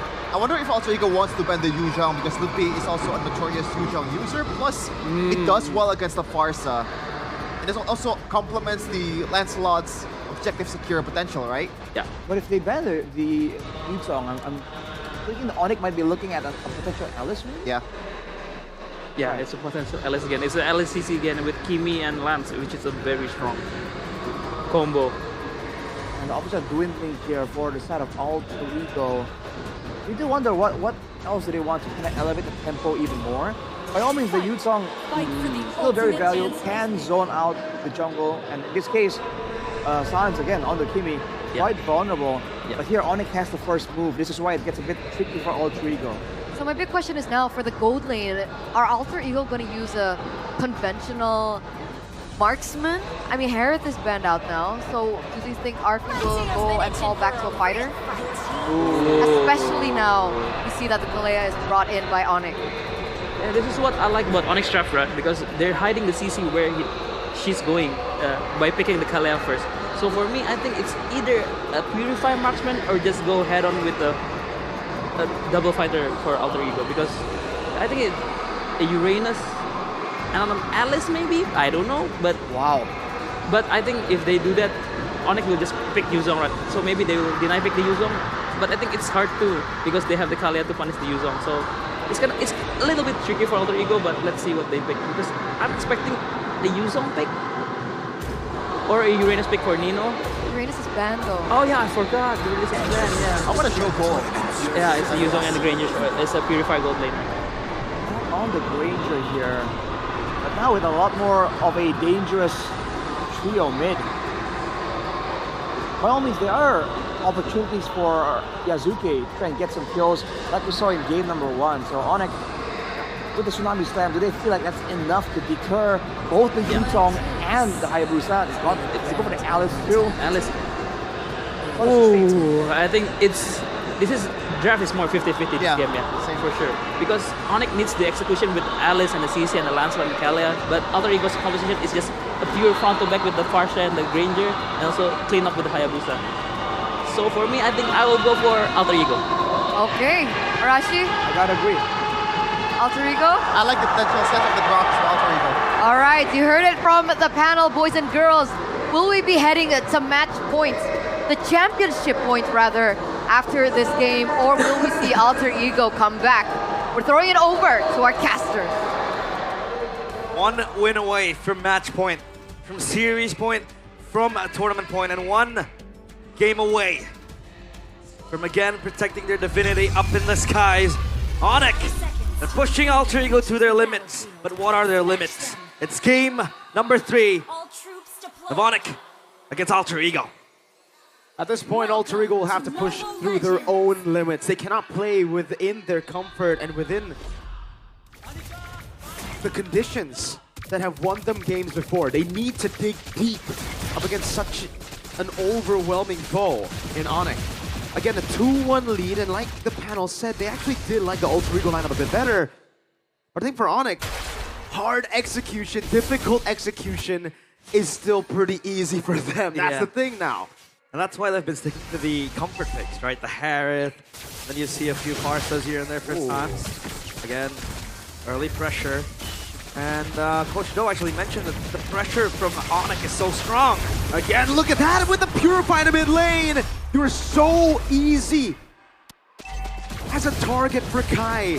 Minions were there. It popped in. Yazuke won the lead. Then we get picked up. Quad Shadow here. Sans going for the gun down. Kai!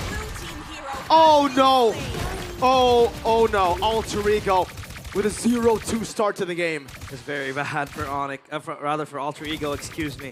Sure, they do have some sort of stealing in the hands of Arfi, but again, he needs to get those stacks going. He needs to get the Sky Piercer kills here and there. But then how long will you wait for that? Because now Kyrie is on 1 kill. Sans the same. As of now, Alter Ego, they concede 2 very important kills.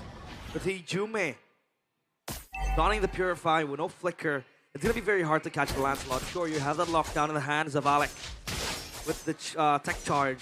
But who instantly locks the Lancelot? Oh man, Previous game it was the Ruby. And look at Keyboard running around. No Purify this time around. Give the all in again over to Hijume. 2-0 start for Kyrie. Mid prio over as well. Alice there to pick up the minion wave. This is free.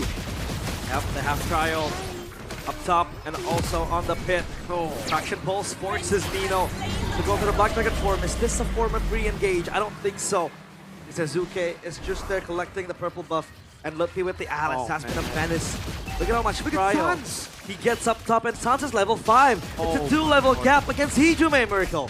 That we saw how crazy Sans was last game, zoning him away. Now with pure teamwork, now getting the creep camp stolen away as well as Kai was late on the red tree. Azuke is still able to claim it for himself, but needless to say, this is an amazing, a phenomenal start for Onyx. T-Boy has an Ami Slam. That's a Brock without Tectonic Charge just yet. He leveled up right as he was in the air.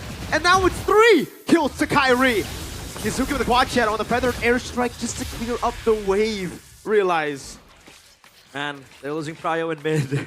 Even in the jungle, look at how many resources they're actually trusting to go and get Prio back. But Hijume has to force the fly around. The Shadow Kill doing no damage. That's giving the barrier and a tech charge as well. But Lutfi is able to dash it forward. Keyboy gets away with a flicker. They're outplaying Alter Ego. That's a Petrify and a Furious Dive, but it is an Alice. So much CC, but no damage. Onyx out-sustaining Alter Ego. 3v2, a feathered airstrike takes Keyboy down. But it's a roam traded for the next speed laner, and Kyrie in the mid lane. Having a feast on that turret. They're gonna get it. Wait. Huh? Lutfi stun. He can get out. I thought they were gonna kill Alec for a moment there, but no minion waves. Lutfi is overextending. Wow, no, he's not. He's surviving. Perfectly calculated is what the term is, realize. A 3,000 gold lead. A roamer traded in for an next speed laner and a turret mid. Man, he knows his limits. And his limits are...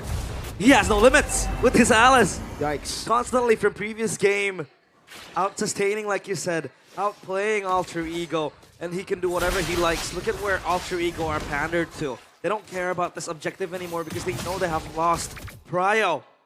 Taking that jungle objective, into taking the turtle, so Kyrie is gonna get that for free. Back to the lane, Lutfi goes again, just pushing back Nino. This Yuzong. RP completely being bullied by Lutfi. And I think the only silver lining now for Alter Ego is waiting for RP to scale. Keyboy might get close, Tectonic Charge. Yeah, but a quad shadow doesn't land, and Keyboy is right there to help him out. They have a Vengeance as well still for Skylar, so there's not much threat, really. And scale, see the Granger, yes, you can scale, but how does he think the way the game is going, the CC will have a better time scaling? Yeah. On a Granger, you need a snowball, you need to go for those Sky Piercer stacks. And he still picked up Sky Piercer despite the team going down, immobilization, and the traction blows on! That was a solo kill! No help needed. Fine, I'll do it by myself. And San solo kills Arfi with only a glowing one to his name. Oh man. The Granger now. Yes, I think the window for scaling is completely closing down because the snowball hasn't been acquired and Arfi needs to go back to this lane. The bottom side turret is taken out. Realize at this point, I'm surprised Sans doesn't go Sky Piercer. Yeah. Like, I thought after that kill especially, it'll probably be a Sky Piercer for him, but no. He's building towards a DHS. Might go for the attack speed on the on-hit effects as well. The Kimmy might benefit for that too because of how many frontliners Alter Ego has. Alec, you're there to pop the barrier. Keyboy won't commit to the Tsunami Slam. And Lutfi doesn't really care. All he has to do right now is just cut the wave and then create that push. Garner the minions to then be a boomerang for Alter Ego when the objectives do come. Just like this. And the bottom side, the turtle will be acquired again by Onyx. I think it's going to be a perfect turtle for them. Alter Ego, they have no chance in contesting this. Oh, Lutfi is recalling in front of their faces. He's getting healed by the bullets of Arfi. Look at him, he's not taking any damage, goes back in, heals it up again. If RP shoots a Death Sonata, oh man, Keyboy with a Tsunami Slam into the burst down. Oh, not even a single chance to go for the tech. What? Black Dragon from Blood Pay! Immobilization on 3, and Kai gets the double. Onyx are running down Alter Ego. They're looking for this mid turret, but that was a 3-man Thorn of Ruin. Holy Shield. Taking down Alter Ego. The Holy Shield not yet popped, but man, Lutpi, the calm before the storm, quelling the silence and the tension built. This is by far the most dominant game we have in this series. 8-1, 7.5k gold lead, with almost all structures outside of the base taken down. They're gonna go for the Lord 2 after this. Alter Ego, what can they bank on now? Because everyone is slowing in terms of gold. Look at Onyx, they're building all their needs. It's a win of nature. Oh, I thought it was DHS, wow. So safety. He needs extra safety, especially against the Hayabusa. Because again, this Kimmy is quite susceptible to damage. Oh no. And look at the shadow kill. It's just to clear the wave, it seems like. Traction Pulse as a reply. Alec, but that's about it. Oh! Massive tech charge, but they're just too far ahead as Keyboy is able to sustain back away. That's Lutfi again with the mobilization, but we won't land on anyone. And Onyx just say, all right, that's a good trade for us. That's 2 ultimates for the price of 1, 2, 3, 4 from Alter Ego. Just RP left on the Death Sonata. Yep, the tech charge was quite good, but again, no connection from Alter Ego to go and follow up that engage.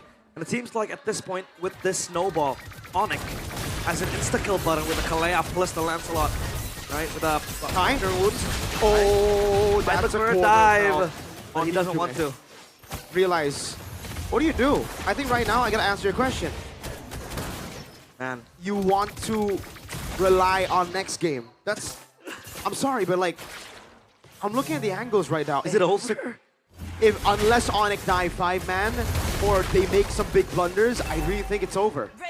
Alter Ego, this is a 0-2 Ranger with Skypiercer. He's got no damage against the front line of Onyx. Yeah. And even if you suddenly get that power spike, there's heals coming down from Lutpi, Skyler, and Keyboy. Sans has a wind of nature. They have put in layers. So even when, if they blunder, they have those items to back them up. Yeah. So much safety from Onyx, and even Lutpi going for the Oracle first item. Extra shielding, extra healing to Hunter Strike for Skyler. Keyboy, tech charge. Oh, beautiful Tsunami Sam. Lutpi again! That's a 2-man, but into the Black Dragon from the Purify. RP assassinated by Kyrie, who jumps in with the puncture again on a monster kill. And Nino, he's trying his darn best. He gets a shutdown on Sans. But now it's Yazuke with no ult, Hijume with no ult, Alec as well, up against 4. I'm gonna go in, pops in the Holy Shield, and Onyx slowly marching on the base, knocking on the doorsteps of Alter Ego, dismantling them. Kyrie! Thorn Rose on point as well, as Alex still able to try to buy some down. A Phantom Execution canceled out, but he goes in again as Skyler picks up the kill. Now Lord in the mid lane. Keyboy with a jump in forward, a canceled feather airstrike. That's with the immortality buy for Keyboy as Yazuke clears out the wave. No damage though, Lutpi. Tsunami Slam knocking him down, still able to sustain again. He has immortality, so they can't go for the target on him. He'll finally fall, but it's just the immortalities on it. Look for the end. Skyler catting back. Yazuke having to go for the quad shadow back and forth. RP walking around. Look at caught by the curtain call. Purifies out of it. Gonna hold for quite some time. Lutpi is going for the initiation. Nino is done. Throne of Ruin on Nino. No damage placed already. Now it's giving the burst down over to Lutpi. And Hijume finally gets a kill in the game onto Lutpi. But it's still 2 base turrets, and it's still a 10.8k gold lead. And Lutpi has no bounty to his name. So that's a kill without the extra gold they hold. Onyx were juggling on whether or not they wanted to end the game. Obviously the waves did come, but Alter Ego, they had the respawn timers on their side. We'll try to hold for dear life, but I think this is it. It's over. Unless Onyx create an insane blunder. Then Alter Ego, man, they have to rely on the last game, possibly Kyrie, Malefic Gun, or the Malefic Ore, excuse me, and Sans. He picked up the Divine, or rather the Blood Wings. Extra bit of safety too with the shielding. How much safety can you get, man? At this point, Sans is playing to survive. Kai! Whoa! Thorn rolls over. Oh, my lord. Man, look at the sheer pressure of this man. The guy in the jungle. With the Lancelot going back and forth to scare away Alter Ego. Radiant armor for Lutfi. A bit of damage. And man, oh man. Is this gonna be Alter Ego again with their backs against the wall? Look at the watch party here outside and in the venue. The actual venue here fully packed, booked, packed everywhere. The people watching back at home, millions as well. Just to watch right now, Onyx dismantle Alter Ego. I wonder what Podelwin is saying right now, right? In his watch parties, yeah. The hope was in the air for Alter Ego. They were so close to knocking Onyx down from the upper bracket finals, but now that Onyx are here, it's their territory. It's home. They're completely lost. Look at Alec. Alec on the flank. I look for a second charge, but again, members are way too far. He commits the recall. Same goes for Hijume, so now all they can do is just push out the side lanes. Again, Onyx are quick on the reply. They have a Lord queued up as well. I think it's gonna go out in the mid lane, obviously. With the structure, with the structures taken down. Sans with the Kimi. Yeah, wondering why he doesn't go for the Sky Piercer, because it would have been extra damage. But I think he relies on Kyrie and Skylar too. With the Lancelot 6-0, it'll just get harder for Alter Ego. I think pre-playoffs, realized we would have seen Sans go for Sky Piercer, but after that, after going through 5 games against Alter Ego, against Evos, the respect is now there. Yeah, has to respect them. Another Lord marching into the base, Feather Airstrike committed. Traction Pulse doesn't connect, and Kyrie looks for an angle. Puncture all around. Sans with the nature already has Blood Wings again as Kai jumps into the back line, goes in and assassinates RP in the back. Now Lutfi goes in and Onyx get match point. They are back on track. Their goal to finally win a world championship is far ahead, but with momentum in Indonesia, the dream is achievable.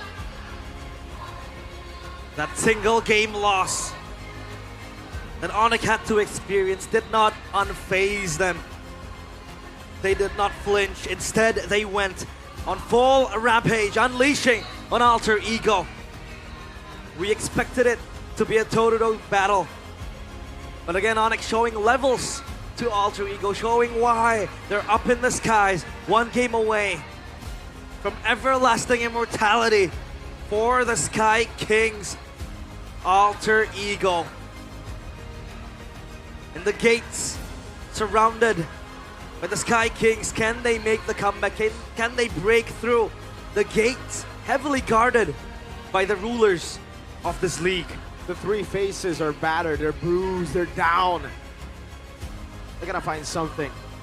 Something in the back. Zephyr, Professor X has got to find a solution, because right now it doesn't look like there is a solution. It doesn't look like there's an answer to the problem at hand.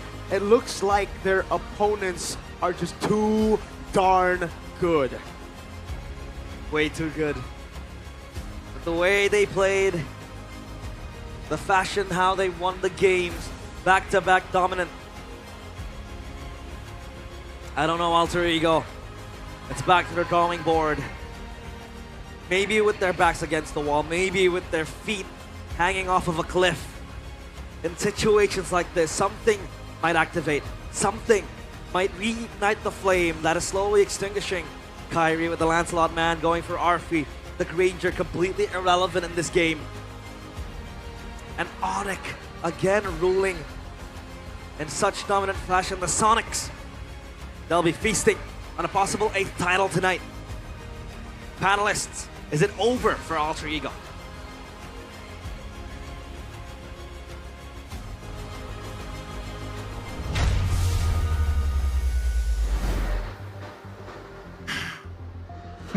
Oof. We proposed a swap of sides. Yeah. We proposed a swap in jungle, but still, somehow, someway, it was not enough for Alter Ego. And now we're at championship point for Onyx. What is this now, coach? Is this a mental game from Alter Ego that's not strong enough? I think it's Onyx just executes perfectly. I think I would say because for me, playing two fighters with Kalia is so easy because Kalia just ults somebody and the fight goes right, and it's much more easier to fight with two fighter against a normal draft from Alter Ego. I think it's kind of a role swap because Alter Ego's playing like the Onyx kind of draft with the Ranger, with the Farsha, with the Brock, and Alter Ego's Onyx playing like the Alter Ego's draft, like with the two fighters, with the Alice, with the CC, and yeah, that man, so good. I have no words right now. Player of the game, even on a Lancelot versus the Hayabusa matchup, Kyrie is still able to be as free as that. 7-0-2, presented to you by the official tournament smartphone Samsung Galaxy S25 FE. Arashi, what do you think about this? What to make of this? I mean, he straight up just styled on Alter Ego, man. He says, bro, it's not the hero, it's the pilot.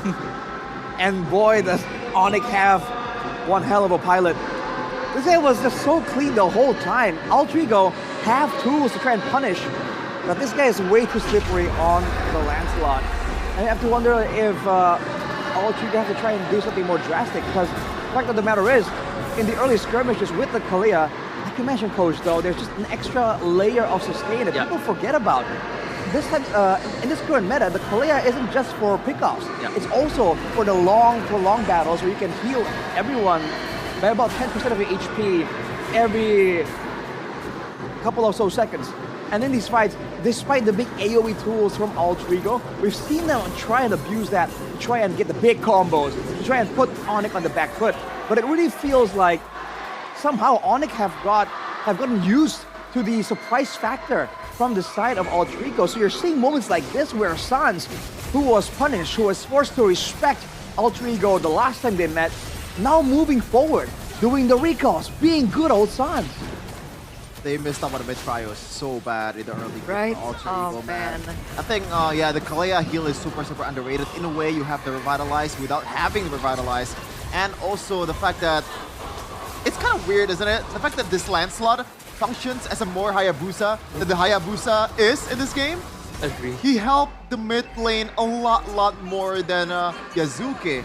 And Lancelot, I think, scales better than Hayabusa too. And when you mess up the early game, that is just a death sentence. I thought it was going to be a 50-50 matchup in the drafting phase. And you know what? I'm still kind of standing by it, but Mirko brought me back to reality. He said that in a 50-50 draft, Onyx will prevail. Yeah. 2060, still Onyx. 2080, it might still be Onyx. This is what happened in the upper brackets, before the upper bracket finals, I believe, who was against Alter Ego, right? Yeah. No. Onyx, Alter Ego? No, upper bracket, who faced EVOS? Onyx first? EVOS? EVOS? Yeah. Oh yeah, so EVOS. Right, in that draft battle, but I don't know, the execution was so weird to me in the early game. Again, I think that's the main highlight that we can take away for Alter Ego. They lack a couple of tools that they require to really play the style. They don't have enough burst damage, they don't have enough safety for the gold lane as well because it's on a marksman. So they can't really play the same divey style. When they do, well, the comp with the Kalia is gonna survive a lot better. And technically, even Yasuke can be as free with the Kalia, not really forced to use the Tsunami Slam by all means. There's no urgency here for Keyboy to pop that ultimate. Yeah, If and I we're feel talking about burst, there's Farsa. do you have the chance to burst though? But usually you would have like a enough. Farsa, and you would have more coming in from Arfi, right? When he's playing on the Fair fighters and all that. Not to mention the sustain as well that they usually have. I also think that the Kalia pick, not only it's a good hero on its own, so far in the playoffs, have Alter Ego faced a Kalia comp? You know, maybe this kind of throws them off guard because they're so used to going up against a Khalid, the Hilda, the Grok, the more, in a way, passive kind of roamer. I mean, Grok is very aggressive, but not to the extent of Kalia because you have that sustain, right? And that early gap close, that is super underrated. Even though you don't have that from the Tsunami Slam, you still have the flicker and also the knockup combo, and Keyboy was able to use that very early in the game, getting 3. They have, and it was against Onyx as well in that final game that they lost. Oh man. Damn, pottery. Look at the numbers, man. Highest Yeah. damage in the game on that Lancelot. Kyrie's Lancelot, man, it's the stuff of legends for a reason. What to do, coach? If I'm Sever, I don't know. Like, seriously, I think I will be already dizzy because I've been put up against Onyx in Grand Finals too, right? And it's so hard. I mean, they showed up in Grand Finals. They showed up where it matters the most. So hopefully they will show up in the international too. I mean, okay. That's the best you can hope for at this point. Didn't you have an idea, Rashi, on what to do after this? I was considering if there's again, because I saw RFE being so adept on that Lapu Lapu, right? And that would allow Altrigo to be more aggressive. I'm wondering if they should try and do something with that. Because they've been respecting that Lapu, fearing that it might fall into the hands of Lutfi, right? So I'm thinking, go first pick, let go of the Lapu, see what happens. Because at this point, they have their backs against the walls anyway. Do you think it's time for the Fanny to come out? Oh. It's been banned. Oh, you're right. Always. First phase. First phase. Which is why it's crazy. Onyx, they have that respect for it because it was that much of an issue. No, not in the last game. Oh, was it not? No, Fanny wasn't banned. I'm thinking about the Fanny now. I mean, last time they were back against the wall, picked the Fanny. Yeah. Is it time? Is it time? It's still gonna be super tough though. It takes come on, get with the program, bro. A big error, a big blunder to mess up a 3-1 lead. You know, for example, RQ and MDL, RQ and M1. You know. Arashi, you have a rebuttal to that? I'm gonna stay quiet. He can't deny it. But it is what it is. Let's move on. Let's move on. Let's move on. It sounds like Bude is ready for an interview with Alyssa. Let's check it out. Kita melihat bahwa tim Onyx memang terlihat sangat perkasa. Namun Altrigo, di sini saatnya mereka untuk bangkit. Karena mereka sudah ketinggalan poin, Alisa. Betul sekali, Bude, tidak terasa sudah 3-1 dan 1 match point saja. Kondisi Alter Ego sedang berada di ambang batas, Bude.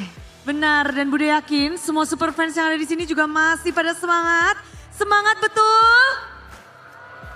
Betul. Wah, sepertinya Alter Champs lebih kedek-dekan ya, Bude ya. Iya, harus tetap semangat. Harus tetap semangat, yang penting dukung timnya. Karena semangat kalian pasti bisa memberikan energi baru ya, Bude ya. Iya, ini momen berharga, tapi Bude juga dong kepengen nih mengabadikan momen ini di tengah-tengah MPL. Dan Bude punya permintaan. Bude mau foto bareng Alicia dan juga semua yang ada di sini. Ayo Bude, kita harus mengabadikan momen ini dong. Rame banget loh hari ini MPL Arena di playoff kita ya. Kita selfie dulu. Asik. 1, 2, 3. Waduh. Gimana Bude? Bagus gak hasilnya? Wih, Budenya cantik banget. Kasih Alicia juga, tapi kenapa kamu harus autopis gitu di kepala Bude? Ya kan biar lucu gitu loh Bude. Nggak estetik Alicia. Tapi Bude nggak apa-apa, don't worry. Karena Samsung Galaxy ini sudah punya generative edit Bude. Oh, betul banget, betul. Bude langsung edit aja. Nih, Bude tunjukin ya, langsung aja nih ada icon di tengah-tengah ini. Diklik. Nah, kalau udah muncul kayak gini, tinggal lingkarin aja objek-objek yang tidak kalian inginkan. Yaitu jari Alicia. Wow, oke. Langsung di... Lingkarin aja. Nah, langsung ke detekan ini, tangan ini harus dihapus. Klik aja hapus. Wow, udah. Bude ternyata udah tahu juga. Benar, lalu tinggal dibuat kan. Wow, Bude ternyata sudah tahu ya kalau Samsung Galaxy S25 FE ini sudah dilengkapi dengan vapor chamber yang pastinya lebih besar dan dilengkapi dengan fitur generative edit dari Galaxy AI yang bikin foto-foto kalian yang banyak fotobomb itu bisa langsung hilang ya. Dan ini juga Samsung Galaxy yang dilengkapi dengan anti-heating dan pastinya dipakai gaming seharian sampai win streak berkali-kali ini juga aman Bude. Coba, kita apa sih? Tapi kalau ngebahas tentang bisa tahan lama, sudah jelas. Bude main Mobile Legends itu benar-benar terus-terusan loh. Wah, jadi Bude push rank itu HP-nya nggak panas, nggak nge-lag Bude? Nggak panas, nggak nge-lag. Itu benar karena HP ini juga dilengkapi dengan baterainya yang udah 4900 mAh. Jadi nggak perlu waktu lama lagi buat nge-charge HP-nya. Bude ngerasa nggak sih kalau main HP kan kalau lagi main game pastinya baterainya cepat habis ya. Jadi Bude harus nge-charge dan butuh yang fast charging nggak sih Bude? Enggak, memang enggak. Tapi di sini memang enak banget. Karena kalau ngebahas tentang Samsung Galaxy, itu rajanya memang buat para gamers. Dan pastinya kita tahu sendiri para pro players juga pakai itu. Oh, jadi tidak usah diragukan lagi. Kalian bisa langsung aja ya cobain. Dan terutama buat para ciu-ciu ini yang suka foto-foto kan gak enak ya kalau ada fotobom. Dan juga Lisa mau ngingetin generatif edit dari Galaxy AI ini pastinya bakal membantu kalian banget buat ngilangin fotobomnya. Dan di sini juga spesial khusus edisi MPL kamu bisa dapat total bonus hingga 2 jutaan dan memori upgrade hingga 512 GB kalau kamu beli sekarang juga. Dan harganya mulai dari 833 ribuan aja per bulan dengan cicilan 0%. Jadi banyak banget promonya, langsung aja nih buat para ciwi-ciwi kalau suka foto-foto cantik. Tapi buat para cowok-cowoknya kalau suka nge-push rank jangan mau kelewatan karena dengan baterai yang begitu tahan kalian bisa langsung dapetin handphone yang anti nge-lag buat kalian push rank. Wow. Seneng semuanya udah dikasih informasi.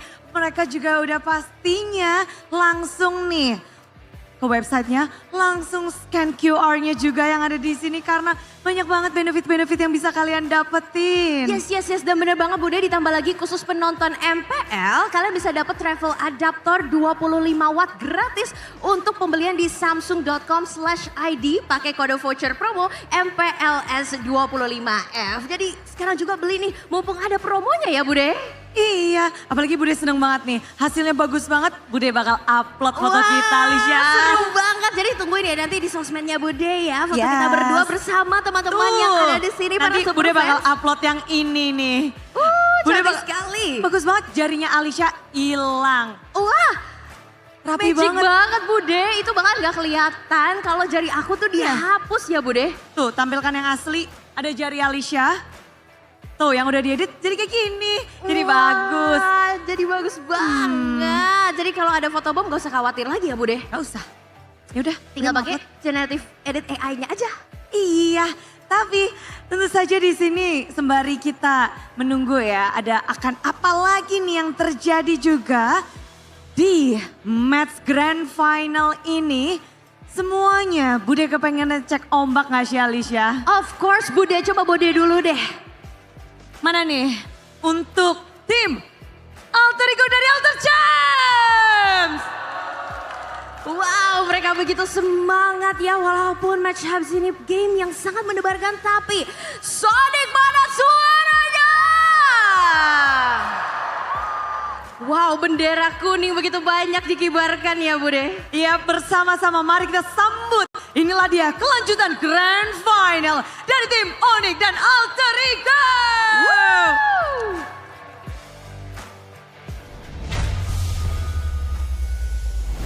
Technology with the Samsung Galaxy. Did you see that? The peace sign and it got erased with the AI. Coach Do, are you not impressed? I'm impressed. I use Samsung myself. Oh, there you go. There you go. I mean, dude, this would be useful back then when I was getting bullied. Because the people would photobomb and like ruin my photos, I could have, you know, camouflaged it a bit better. I feel for you, bro. Yeah, I pity. Yeah. Technology always comes too late. Moving on. You don't have something to say to that? What do you say to someone who gets bullied? Sorry, like There's a reason for that. No, you don't say that. No. No. Fight? No. Oh my God. No. There's no reason for bullying, guys. Don't. Yeah, true. Bullying is bad. It's Yeah. bad. I'm just messing around because I'm also one of the victims, so Oh. Are you okay? I can make fun of it. I'm okay. You're here now. We Gucci, right? I think the other guy to collect the trilogy would be Realize. I think he has a saga of his own, so we can make a movie series. I know what will make you feel better. What's that? Sympathy. Oh, like like metaphorically or Both. actual sympathy? Both. Sympathy and sympathy, ladies and gentlemen, because, you know, with sympathy, you guys can watch, you guys can game, you guys can go shopping, you can enjoy music, and of course, safe internet browsing. With a price of only 35K, you'll get 3 gigabytes of data plus 30 minutes of calls and SMS as well. So I've been using Sympathy since I first got my phone. My very first phone, I remember, Simpati, never changed ever since. Best coverage so far. Why are you laughing? The intrusive thoughts. Okay. Okay. Interesting. Well, as someone who goes into the sticks myself, I can confirm, man. In the Love going mountains, to the forest. everyone's going like, no signal. They'll be climbing trees and all that. And I'll be on the ground, safely going 4 bars in the mountain. That's true. That's different, man. Even in the middle of the ocean. Yes. You know, when you're traveling from one island to another, especially Indonesia, I'm pretty sure like the Philippines would enjoy the same thing, right? They have a lot of islands. Yeah. No problems with connection. None It's at all. crazy. It's crazy.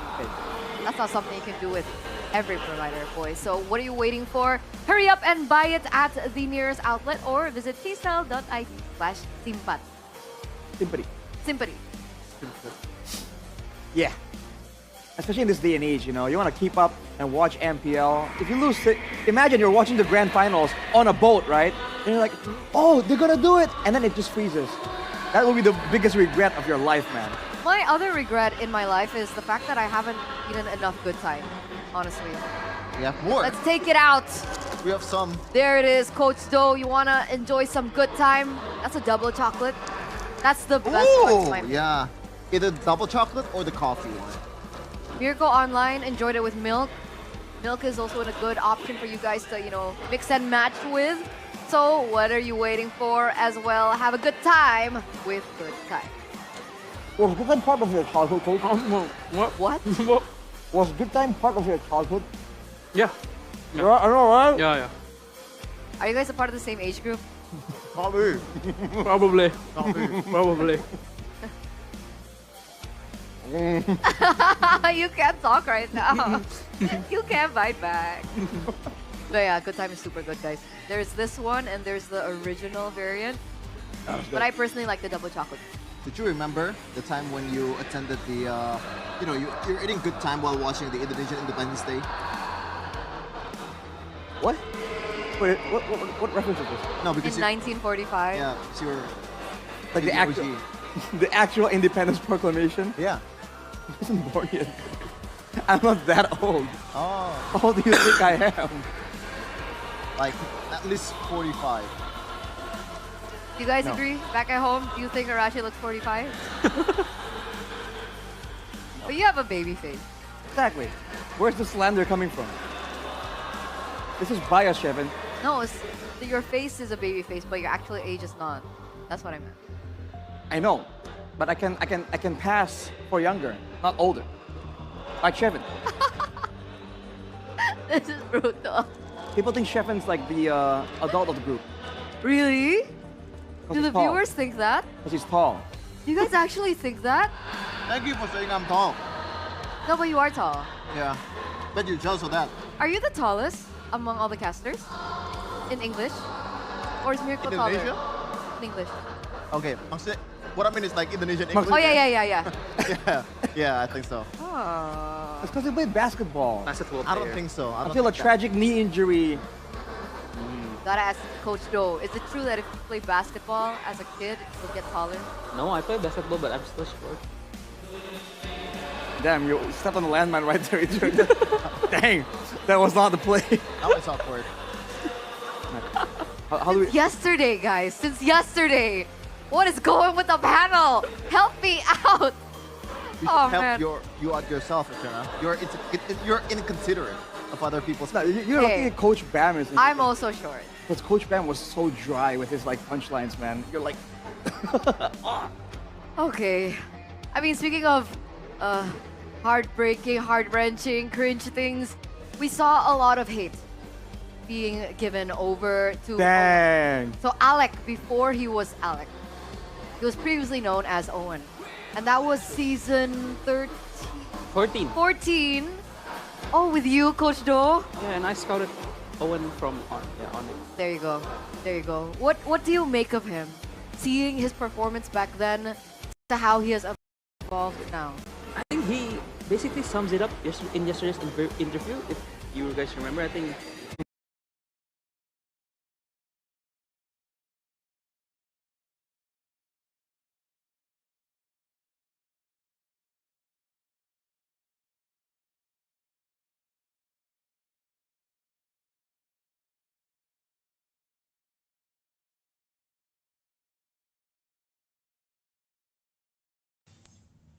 Money phone क्यों नहीं उठा रहा है?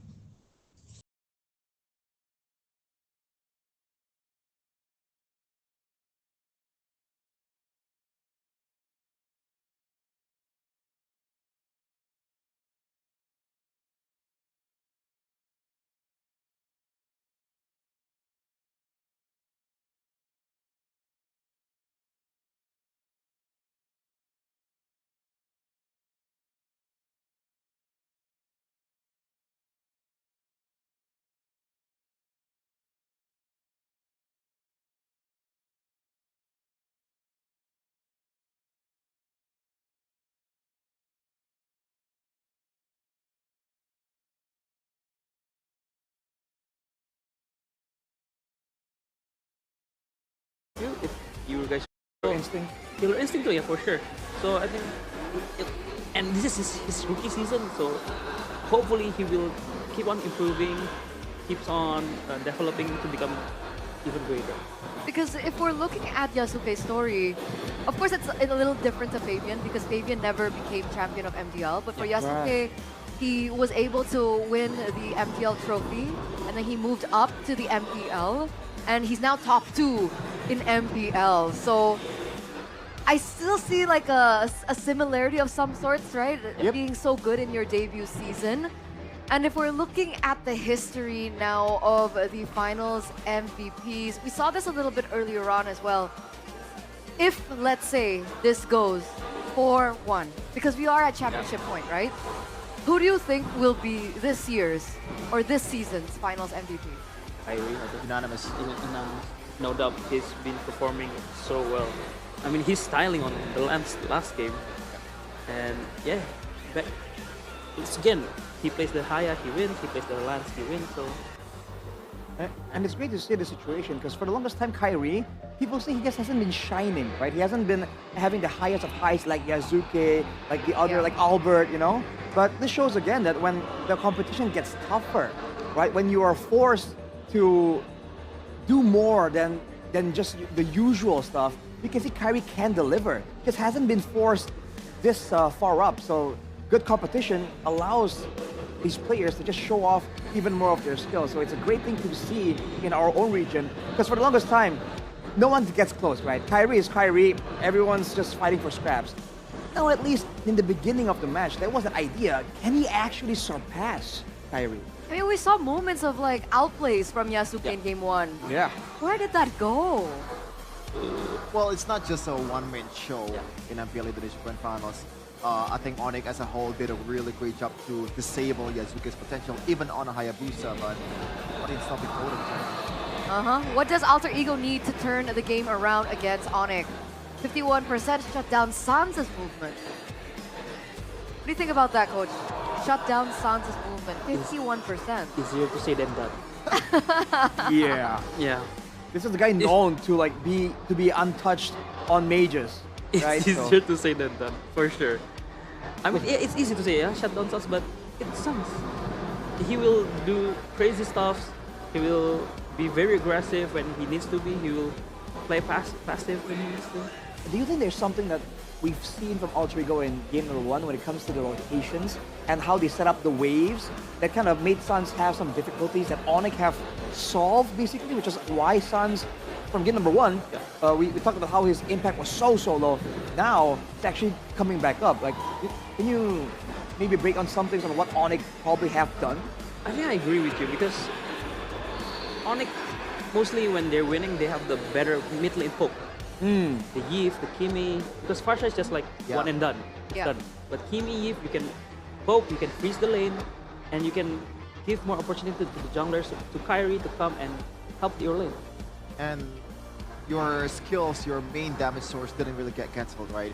Even if Dragon come to you, especially with the fact that in gold lane there are also fighters too, so in a way Farsa becomes less relevant as the series goes on. If you're going by the the trend of this series, which also is the map, the trend of the series, Dangerous Grass. Dangerous Grass. One of the maps that we thought would benefit Alter Ego, and even with the Dangerous Grass buffs, We're in a position of a 3-1 right now in a best of 7. One game away from championship point. I think Alter Ego's listening to you, Arashi. They're opening the Esmeralda and the Lapu Lapu from the bench. Oh, and it's still a CC for Onyx. Yeah. Be a bit more flexible, I guess, Yeah. but Alter Ego, is this the moment, right? These are picks that haven't been seen in the series so far. Because I think CC in Onyx has been both in Lutfi and Skylar in this series, right? And both wins. So yeah, why not? Oh yeah. Hopefully this time they will put the Uranus wherever the CC is. Hopefully. Yeah. But we'll see the other matchup first though, because that could very well be the plan, but Alter Ego still has a lot of tricks up their sleeve. I like the Yeast pick though, just because the fact that it's a stable mid laner there, and this should be, if Onyx wants to play the same way again, should be Kimi, right? Hayakimi. Yeah, but it does get, like we were talking about, like the damage trade, Eve is probably better than Kimi so far. There it is, yeah. I percent Kimi. I think it's for sure Lance here or Fanny's band, so it's only Lance left. Oh, they change up. That's the curveball. That's the curveball, yeah. You mentioned, right, against the Hayabusa, take something more utility and focus on objective? Yeah. And maybe the for sure, I think they will play the Hellcard now for this game. Oh, for Alter Ego, because they already have the Baxia. That is if the Baxia will very well go into the jungle. Yeah. Because it is still very much flex in this playoff so far. Have we even seen a jungle Baxia? Jungle Baxia? Yeah. Right? Once, I think. The playoff. Yeah. Okay, but it's more dominantly roamers. So Yeah. far. Yeah, Especially on with key. Yeah, sure. Oh, good beat. Oh. Yeah, they win. They saw it. They saw it coming. They saw it coming. And despite having the box that they're running with the Blue and the Yuzong, so I guess it's really a funky back angle, no? Like maybe a protect as a president type deal. Because again, these are some really good zoning heroes that Alter Ego are banning out. Yeah, I think that's two heroes that is good against Baxia. So as a Baxia, it's hard to play against Blue because it's very easy to cancel the first skill of Baxia as a Blue. Right. And also, if you play Yuzong, you can target the jungle Baxia. Or I think the bench is towards for jungle Baxia. No. Oh, they ban all the combos for the Baxia. They smell it. Oh my god. Okay. Oh, they are going all in on this one, man. This is still flex. They still flex it. Interesting. You don't really know here with Alter Ego.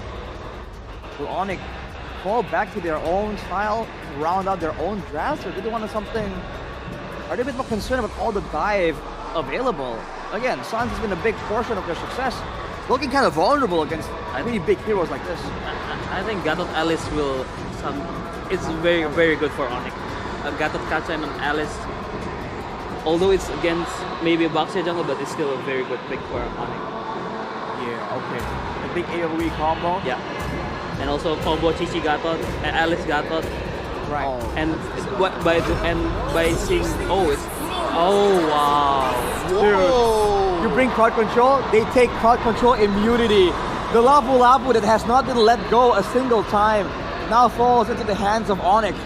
But remember, is this Guinevere for keyboard?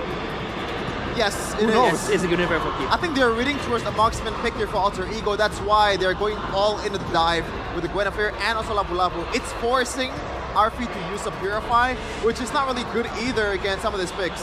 Yeah. This is a hero that we've seen T-Boy really pop off on, but a very long time ago.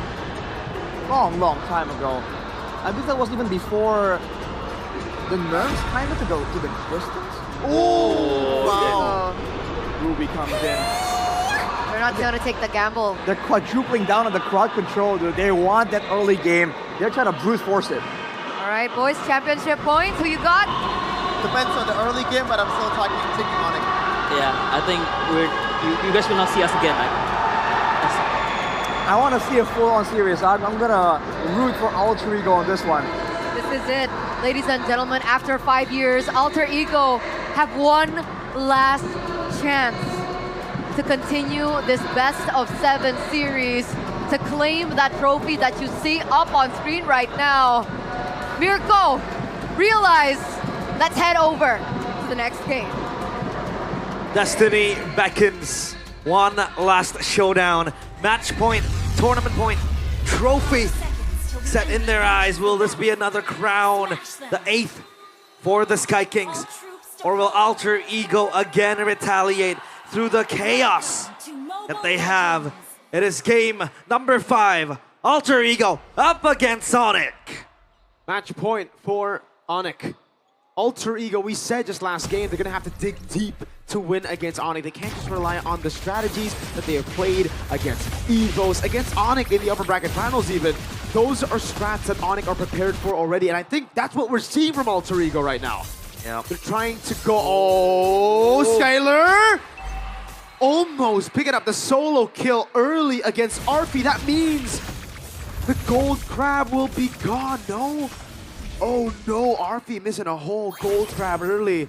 Luckily he's a fighter, but still, that's a big blow. And they can regen quite fast too. Let's play games next while we see Keyboy and Alec rolling it out. Oh no. Both, oh no, Hijume, flickers. They're gonna go for it, under turret burst, blood over to Sans. Back-to-back games, now it's Alec gunned down. Oh lord. We sensed the Khalid pick coming in for Onyx, but then they saw the Cho and they were like, okay, we gotta go for something else to win out the mid prio. Went for the Guinevere, they did.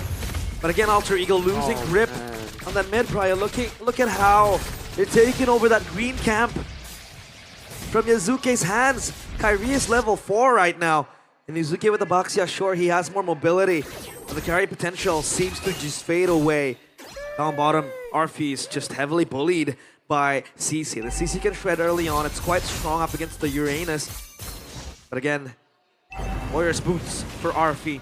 Total spawns and Onyx, they want to go for this. Especially Hijume rotating to the top side. The Lutpi is close by. Sans also here, gunning down. I'm offended, but don't Rumble King into the Purify from Sans as Keyboy goes for spatial migration, able to land it, now goes to the back line. Shadow kill from Kyrie! Alec trying to go over to G Kundo. Keyboy's very low. He's still able to buy some time. That's Yazuke picking up the kill. But look at the turtle. Lutpi, CC immune. You have to remember they have 2 CC immune heroes. As Kyrie takes the turtle. That's the Guinevere and the Lapu Lapu. Also both very strong 2 dives. Could be a very, very good target. The Eve. The hands of Alter Ego for Hijume, so he has to work double time to protect himself. And then Alter Ego, seeing the last 2 picks coming in, that is very, very good to force Alter Ego to run a Flicker Marksman or to run a very mobile fighter. We were calling out the Esmeralda. Then they flex the Uranus, who also is very, very strong to kind of survive the initial dive with the Consecration and all the the debuffs it has. But then putting Nino on the Ruby early on against the Lapu Lapu, sure. It's also a battle of sustain, but again, Lutpi has that prio for the Lapu Lapu to go in for the dives, to go in for the team fights. Onyx, up 900 gold, 1k now, mounting slowly. Meanwhile, up in the mid lane, that gold turret, that plating is just gone. A spatial migration into the Violent Requiem. And the Shadow kill. Sans picks up the kill. Kai in the back line. Hijume. He's going to go on Hijume. Pops in regen. Keyboy still able to sustain. Dodges away from the shield thrown at him. Now Yazuke's caught. Kyrie's able to quad shadow. Spatial migration again. Keyboy escaping. Yazuke falls again. It's Alter Ego on the back foot early. Keyboy. He should fall. Hijume picks up the kill. Alter Ego dismantled slowly. Precision incision from Onyx. Sans. They still have the rocket to fly away. The man Alter Ego, the only chaos is inside their heads. They're going crazy and losing lead slowly on every portion of the map. Skylar Arfi is just gonna be a brawl. And now Onyx wanna rotate. They wanna maximize their power spikes, especially with the Lapu Lapu and Kyrie having 2 kills. Moving into the mid lane is a great answer. Everything's crumbling for Alter Ego, realize. That early game control that they double down on. Yeah, the Oracle pickup there for Alter Ego. For RP in the bottom lane now. Chucked down by Sans. The DPS is doing a number on him. But the crumbling Alter Ego, those pieces are all falling in place for Onyx. Okay. to contest the turtle. It's gonna be an engage. Alec looks for a kick. Oh man, he can't even find it. Kyrie still able to go for the retribution. K-Boy with the Valor Requiem now. They fall under the RWM, but it does no damage over to the rest who's able to get out of it. Skylar walking in. Kai in there already. Now it's Nino who gets away in time. They get something back, but it's just Ludpi. Is this the end for Alter Ego? They're crumbling to pieces. Disintegrating against Sans might overstep. Purify out, Space Migration cancelled. Now Hijume on a killing spree. Alter Ego trying to stay in the game. Ooh, Alec. Oh, Kung Fu against Ninja Arts. And Kyrie just moving and bobbing and weaving. But again, at least Hijume is on a killing spree with 3 kills. This Eve might prove to be deadly with the poke. Ludpi dove upon. That's going to be Chikudo and the way to Dragon, but there's not enough burst just yet. Ludpi still able to survive for a bit longer. Goes over the stun and will be able to buy a bit more time as Skylar pushes in the bottom lane. The mid lane gets shoved in into turret. Alter Ego, they got Ludpi again. That's another frontliner, but the mid lane falls, and again the trade is worth it for the Sky Kings. Onyx are out macroing Alter Ego. Keyboy has to survive. Another turret in. The push away from Alec gets a Jikundo, and finally they get a turret, but again, it's something on the board. It's never free. You get the frontliners, but then the jungle, the damage dealers get more and more and more value on the map. Kai, he knows there's no way of the dragon. Actually, it's back up. That's quick. Always a cross-map play, but MPL ID Extremer by good day. We have R7 with a few familiar faces. Yes, sir. R7, Chadera, Yuka, and RQ in the playoffs. True. Well, Rins was here yesterday in the Sucro booth, so shout out to Rins. Shout out Rins, shout out Fiel as well. Fiel, yes, sir. Who else is here? Oh, Beloyski was here as well. Alec holding in the bush. Turtle number 3 about to spawn, and I don't put it over to Keyboy. What? Alec goes in with the way of the dragon, but it's going to be cancelled by the Valor Requiem now. Ludpi splashing through the RWM coming down now. Skylar dives to the back line, pops in the current call, and Kai gets locked down by Yazuke. This is the silver lining that Alter Ego are looking for. Kyrie is taken down. And this might be their first neutral objective in their own hands. Unless Skylar has something else to say, I don't think they can contest this. They want to go in, Sans. Keyboy is just gone. Meanwhile, Turtle taken down by Yazuke. Yazuke gonna go in. Good Bravest Spider. Raging slashes to turn into Sans, healing for him. Alter Ego, they've broken through the gold lead. Onyx. It was 2K, 3K. And now it's only 400. They might collapse on Skylar, Mirko. I don't think they want to contest. Kyrie is close by 2. Traction Pulse. Traction Pulse lands. The immobilizations right there earlier. Alec went for the Wither Dragon. Good cancel. The Flicker out of the Shadow Kill. And Alter Ego regain control over the game. They regain momentum as well. We cannot forget an extraneous variable in the hands of Alter Ego. This Uranus. So far unfazed, not taken down only once by Skylar too. Alter Ego look for a window to come back to the game. Item check by Dunia Games. Going one obviously for the Eve. A very foundational item. Meanwhile, the Uranus opts for the much more defensive build. We did see Arfi with the Uranus go for that magic approach, right? With the Enchanted Talisman, the book too. And so far, Alter Ego are hitting their power spikes. This might be where the window for them to crawl back to the game appear. Yazuke with the Boxia, very strong as well to kind of become the front line and eat up all the damage from Sans. Alec with the kick! Wait, the Dragon over to Keyboy. He is able to flick around in time. Traction Pulse doesn't land. Ludpi able to go for the Brave Spider over to RP now as they go for the damage on him. Quad Shadow landing. The Shadow Kill as well. Good translation over. Kai with a jump in. RP too darn tanky. Alter Ego able to escape. Now Nino with the help of the conceal from Alec goes in. No, he doesn't have the I'm offended. Skylar gets the curtain call over to Hijume and Alec as he walks up. Now Nino's getting caught. I'm offended! Landing on Skylar, pulling it into the shots of Hijume. Yazuke with the shield unity forward. Yazuke rolling in. Ludpi with the Bravest Fighter. Can they hold Keyboy with the kick? Wait, the Dragon. Alec able to find Keyboy there. Sans doing a lot of damage. That's the Bravest Fighter not landing. Nino still jumping in forward. Ludpi gets a kill. I'm offended by the beast. Nino, full charge. Arfi is running it down in the mid lane. Ludpi held on, and Arfi knows he is unkillable at this point by Ludpi. Alter Ego, they instill the chaos needed and they will be the ones to claim the Lord. Mirko, it all swings to their favor with one prolonged fight. A massive spike, not just in power, but in confidence. Something Onyx has been able to beat out of Alter Ego in the last 3 games. They finally regained that confidence, and it's through the chaos, through these awkward fights, where it's just so long, where Onyx have a lot of damage, but not enough to take people down. You see the Alter champs in the venue. Dustin. And now Alter Ego. Oh! The I'm offended misses. But Alec, very, very dangerous move. Get over to Shadow Kill. The Wiener Dragon gonna be cancelled there. Alec popped it way too late. Kyrie on the shutdown. RP in the back line trying to punish, but now it's a big win to Onyx. That Lord advantage. Without Hijime, it's hard to think that it will be of much value. Yeah, they could have gone and plundered more from Onyx, especially with the Eve gone now. They don't really have that zoning tool that the Eve has with the RWM, plus the poke as well. Void Blasts galore. They can play the front to back, but at least now for Onyx, that Lord just gone. Evaporated in an instant. Onyx very much more calculative in their approaches, and my question was that Hijime with 4 kills. Who reaches here, right? You have T-Boy Shore with the and Requiem, and then you have Kyrie diving into the back. But Nino has been doing a good job peeling for his teammates with the mini CCs that the Ruby has. And then you have Yazuke frontlining for the entire team. Quite tanky, I believe. With all the bullets taken, Keyboy has to run that back. Shield Unity, good Violet Requiem, the cancel to Jikuda as the curtain call locks him down. RP now coming from the side.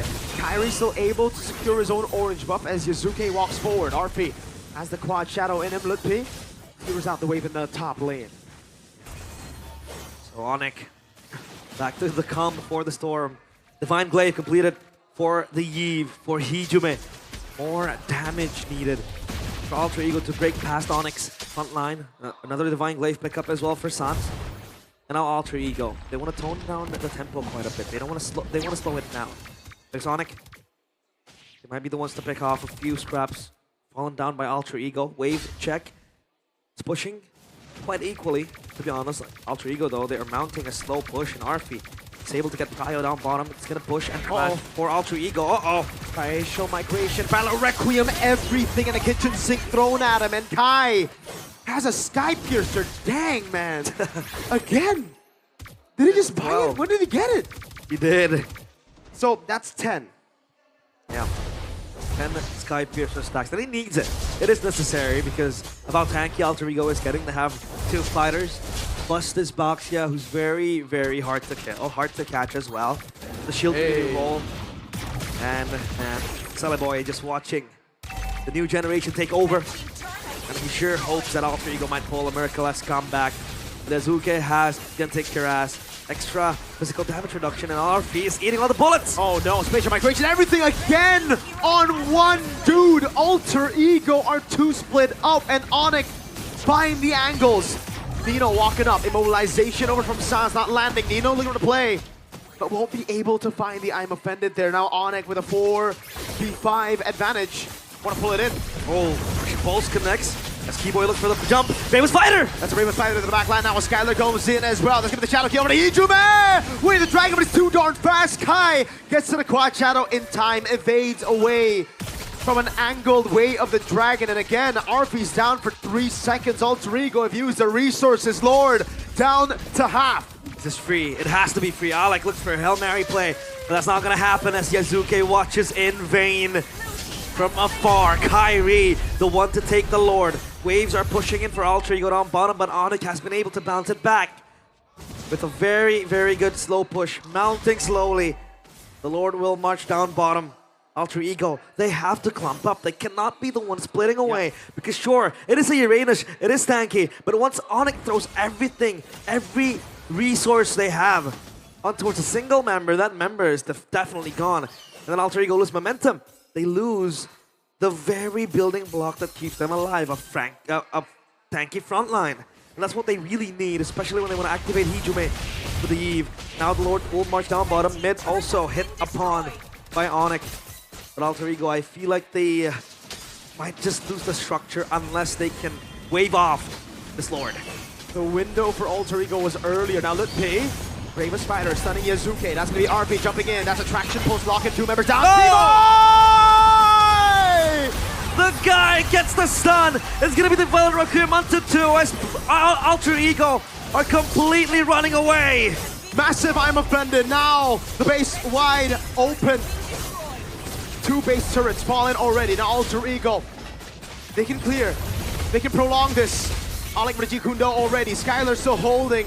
Onyx back away. Alter Ego hold. A breath of relief from Alter Ego. In moments of silence, Keyboy cuts the tension with a single play, a single moment, and that was one of them. Falling apart is Alter Ego. Their lead, their swing monumentally gone. As Onyx 3.1k now in their favor. Hijume ups the winner crown. He needs the defensive approach. As Skylar, he goes for the Sea Halberd, much to the need of Onyx because Alter Ego, they regen quite strong. The Baxia and the Uranus too. So it was second item for Kai. Kyrie on the Hayabusa. Yeah. Sky Piercer. All needed. And now, all we have to talk about is Alter Ego defending their base. Their wave clear, not the best, but they have the Eve at least to space out, to gap away from Onyx, who wants the gap closed because of the Guinevere. And then you have the Lapu Lapu too. Basically, Lutpi now. As Kyrie with the Hayabusa as well. Quad Shadow galore will be the name of the game for him. Alter Ego, what can he do? Fun fact though by Gope, what a long journey. With a total of 506 games played in MPL ID, Sans has accumulated 146 hours of playtime throughout his MPL ID career. Wow. 146 hours of playtime. That's just in MPL ID, dude. Yeah. Imagine how many hours he has in the game. An MDL, M-Series. I think it's at least 50,000 hours, no? It has to. We got like other game esport title players having like 100,000 hours. Spending half their lifespan on a game, and Onyx look for the angle here, but just can't find it. Onyx are they're occupying every single bush. Oh no, RP. You cannot be locked in all alone. Has to flicker, but Kyrie gets the killing spree. 3 kills since he got the Sky Piercer. Bad news. Super bad news for Alter Ego, who frontlines now. Yuzuki has to go in and get the retreat. Meanwhile, Nino with the set, Alec with the kick. It's not going to be enough. Alter Ego concede. They vanquish all the lead.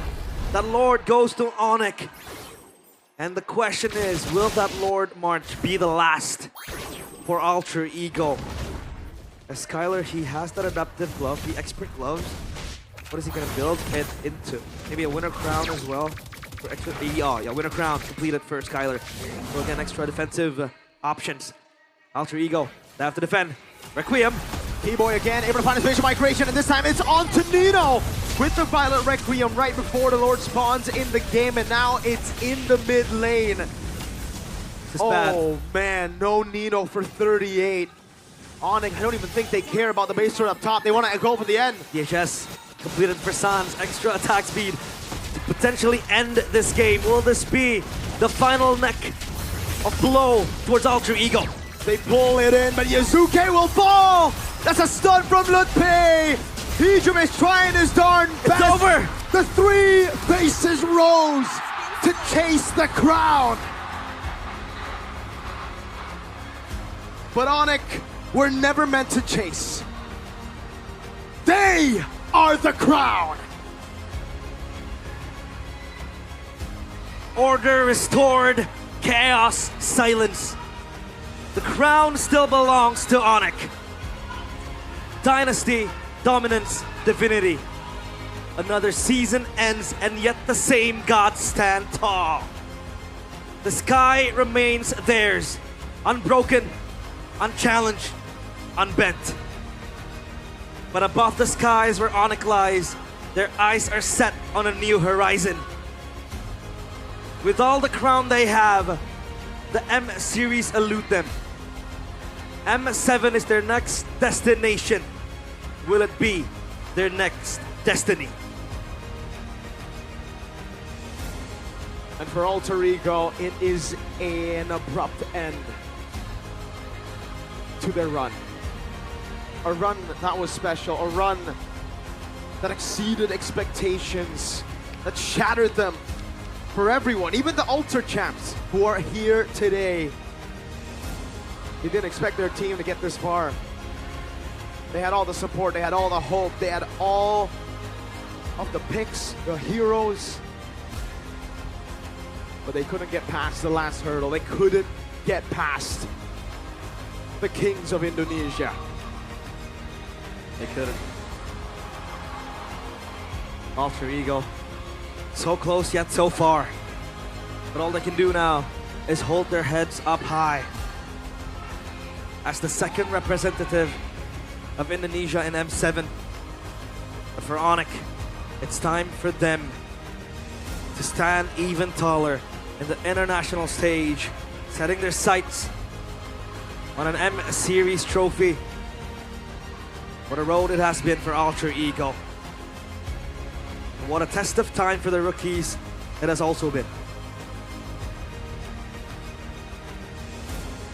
One last show of sportsmanship between the two teams who battled it across the 9 weeks, across the 5 days of playoffs in Season 16 to get to this point. Some of them ex-teammates, some of them have worked together for so long, but they will have to accept the fate of today.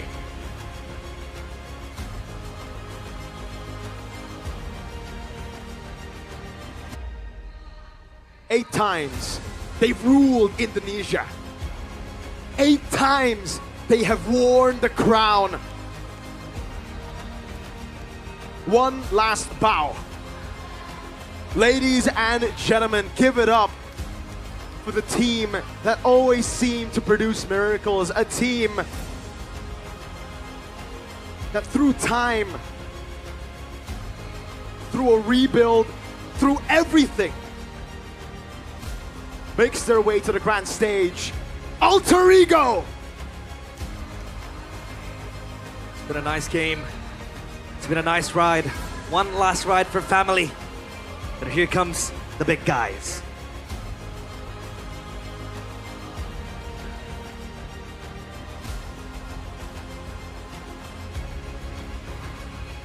And for Onyx, this isn't the end. The throne is secure at home. But now they look to the horizons. The world awaits. Your MPL ID Season 16 champions, Onyx!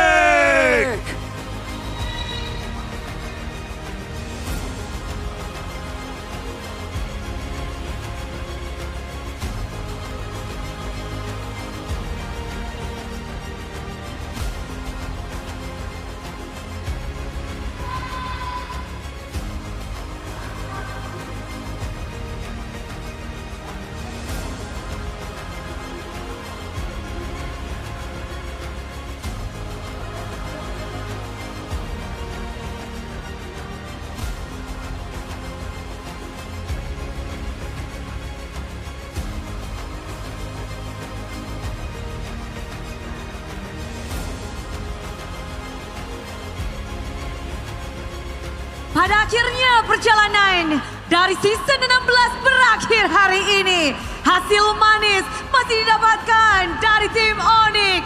Mereka terus mengkoleksi kemenangan. Kemenangan demi kemenangan. Tidak mudah, namun disinilah mereka. Raja Galaksi akhirnya telah kita temukan. Perjuangan panjang dan melelahkan kini terbayarkan. Selamat untuk tim Onyx telah membuktikan diri menjadi yang terkuat dan paling layak untuk menjadi perwakilan menuju M7 Indonesia. Dan kini tiba saatnya memberikan apresiasi kepada para pemenang. Untuk itu kita mengundang kepada yang terhormat Gloria Famiella selaku Wakil Ketua Bidang Kompetisi PBSI untuk naik ke atas panggung. Hari ini kita melihat Onyx, mereka tak gentar. Kehilangan satu game di awal membuat mereka semakin mengganas. Sang landak siap untuk mengangkat piala. Pasukan landak tak memberi ampun. Oleh karena itu, kita bisa melihat bahwa inilah yang akan mereka dapatkan. Kejayaan, kemenangan, dan juga pastinya hadiah yang begitu besar. Kita tahu Bude luar biasa sekali, entah ini cincin keberapa atau medali keberapa yang mereka dapatkan, tak tujuh. Ini adalah suatu prestasi yang terus konsisten ditorehkan oleh Onyx yang lagi-lagi menjadi juara dari MPL Indonesia. Satu persatu player pun telah disematkan cincin, kacing-kacing, babling-babling. Ini bisa dibilang adalah cincin perdana Skylar bersama dengan Onyx. Namun kita melihat juga bahwa setiap playernya akan menunjukkan bahwa jari mereka telah disematkan cincin. Yang mana menandakan bahwa mereka lah sang juara dari celahkan. Dan hari ini Nice Pick 2 menjadi saksi prestasi yang baru kembali ditorehkan oleh tim Onyx. Golden Ring ditambah dengan medali disematkan kepada tiap playernya dan juga jajaran coaching staff. Kita tahu mereka adalah the dream team. Dan juga bukan hanya dari tiap playernya, namun the best coaching staff pun mereka kantongi di season ini. Apresiasi terbesar untuk tim manajemen coaching staff. Wow! Jarinya hampir penuh dari Coach Yap. Coach Yap begitu luar biasa. Aku dengan jari-jari yang luar biasa penuh dengan golden ring yang ia miliki. Iya, udah hitung-hitung ada 1, 2, 3, 4, 5, 6, 7. 7 dipamerin, udah disiapkan. 6-6-nya setelah di bersama dengan pastinya Ibu Gloria. Ibu Gloria Famela, kita akan mengabadikan momen ini terlebih dahulu. Boleh merapat Ibu? Baik, mungkin boleh berdiri di tengah. Ya, sebelah Coach Yap, baik. Boleh kita abadikan momen ini, boleh lebih merapat. Baik, boleh lihat ke arah kamera dalam hitungan 3, 2, 1. Boleh dikasih tunjuk cincin-cincinnya dong ya. Wow, begitu penuh sang golden ring menyemati jari-jari para coaching staff maupun pemain dari tim Onyx. Medali dan cincin sudah mereka dapatkan. Selanjutnya tentu akan mereka nantikan juga. Selanjutnya kita akan mengundang Ibu Aribah Messi selaku MX Product Marketing Samsung Electronics Indonesia untuk juga turut memberikan hadiah dan apresiasi terbesar untuk tim Onyx sebagai juara dari MPL Indonesia Season 16.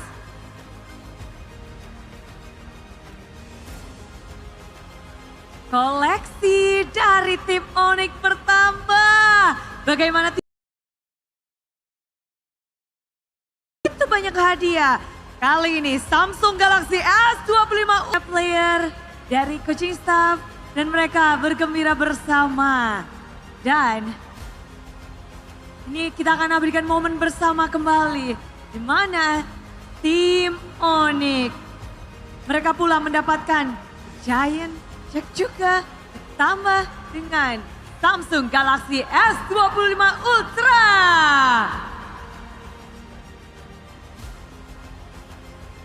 Selanjutnya untuk pemberian Giant Check oleh Ibu Aribah Messi kepada pemenang kita tim Onyx sebagai Raja Galaksi lagi dan lagi. Wow, Sonic merayakan kemenangannya mengangkat bendera kuning dengan tinggi. Begitu bangga menjadi saksi tim kesayangan mereka kembali lagi dan lagi menorehkan prestasi yang akan menjadi perwakilan Indonesia di M7 World Championship. Dan selanjutnya kita akan mendengarkan sepatah dua patah kata dari Ibu Gloria Famela selaku Wakil Ketua Bidang Kompetisi PBSI. Kami persilahkan Ibu Gloria. Selamat malam. Mana pendukung Onyx? Kurang ya. Mana pendukung Onyx? Pendukung Alter Ego mana? Selamat malam semuanya, salam e-sport. Jaya. Sekali lagi ya, kalau aku bilang salam e-sport, Jaya, jaya, jaya, gitu ya. Salam e-sport. Salam e-sport. Selamat malam semuanya. Saya selaku mewakili PB Esport Indonesia mengucapkan selamat congratulations all guys kepada Onyx Team. Tepuk tangan dulu guys. Luar biasa banget. Congrats juga. Dan untuk Alter Ego kita juga mengapresiasikan setingginya juga karena kalian sudah bertanding secara luar biasa tadi sampai pertandingan terakhir. Dan di sini saya mewakili PB Esport Indonesia mendukung penuh kepada dua tim yang akan mewakili Indonesia di ajang M7, M-Series, Onyx dan Alter Ego. Tepuk tangan dong guys. Semangat bertanding, tetap sportif guys. Dan buktikan kepada dunia kalau Indonesia bukan cuma jadi ajang tuan rumah doang, tetapi jadi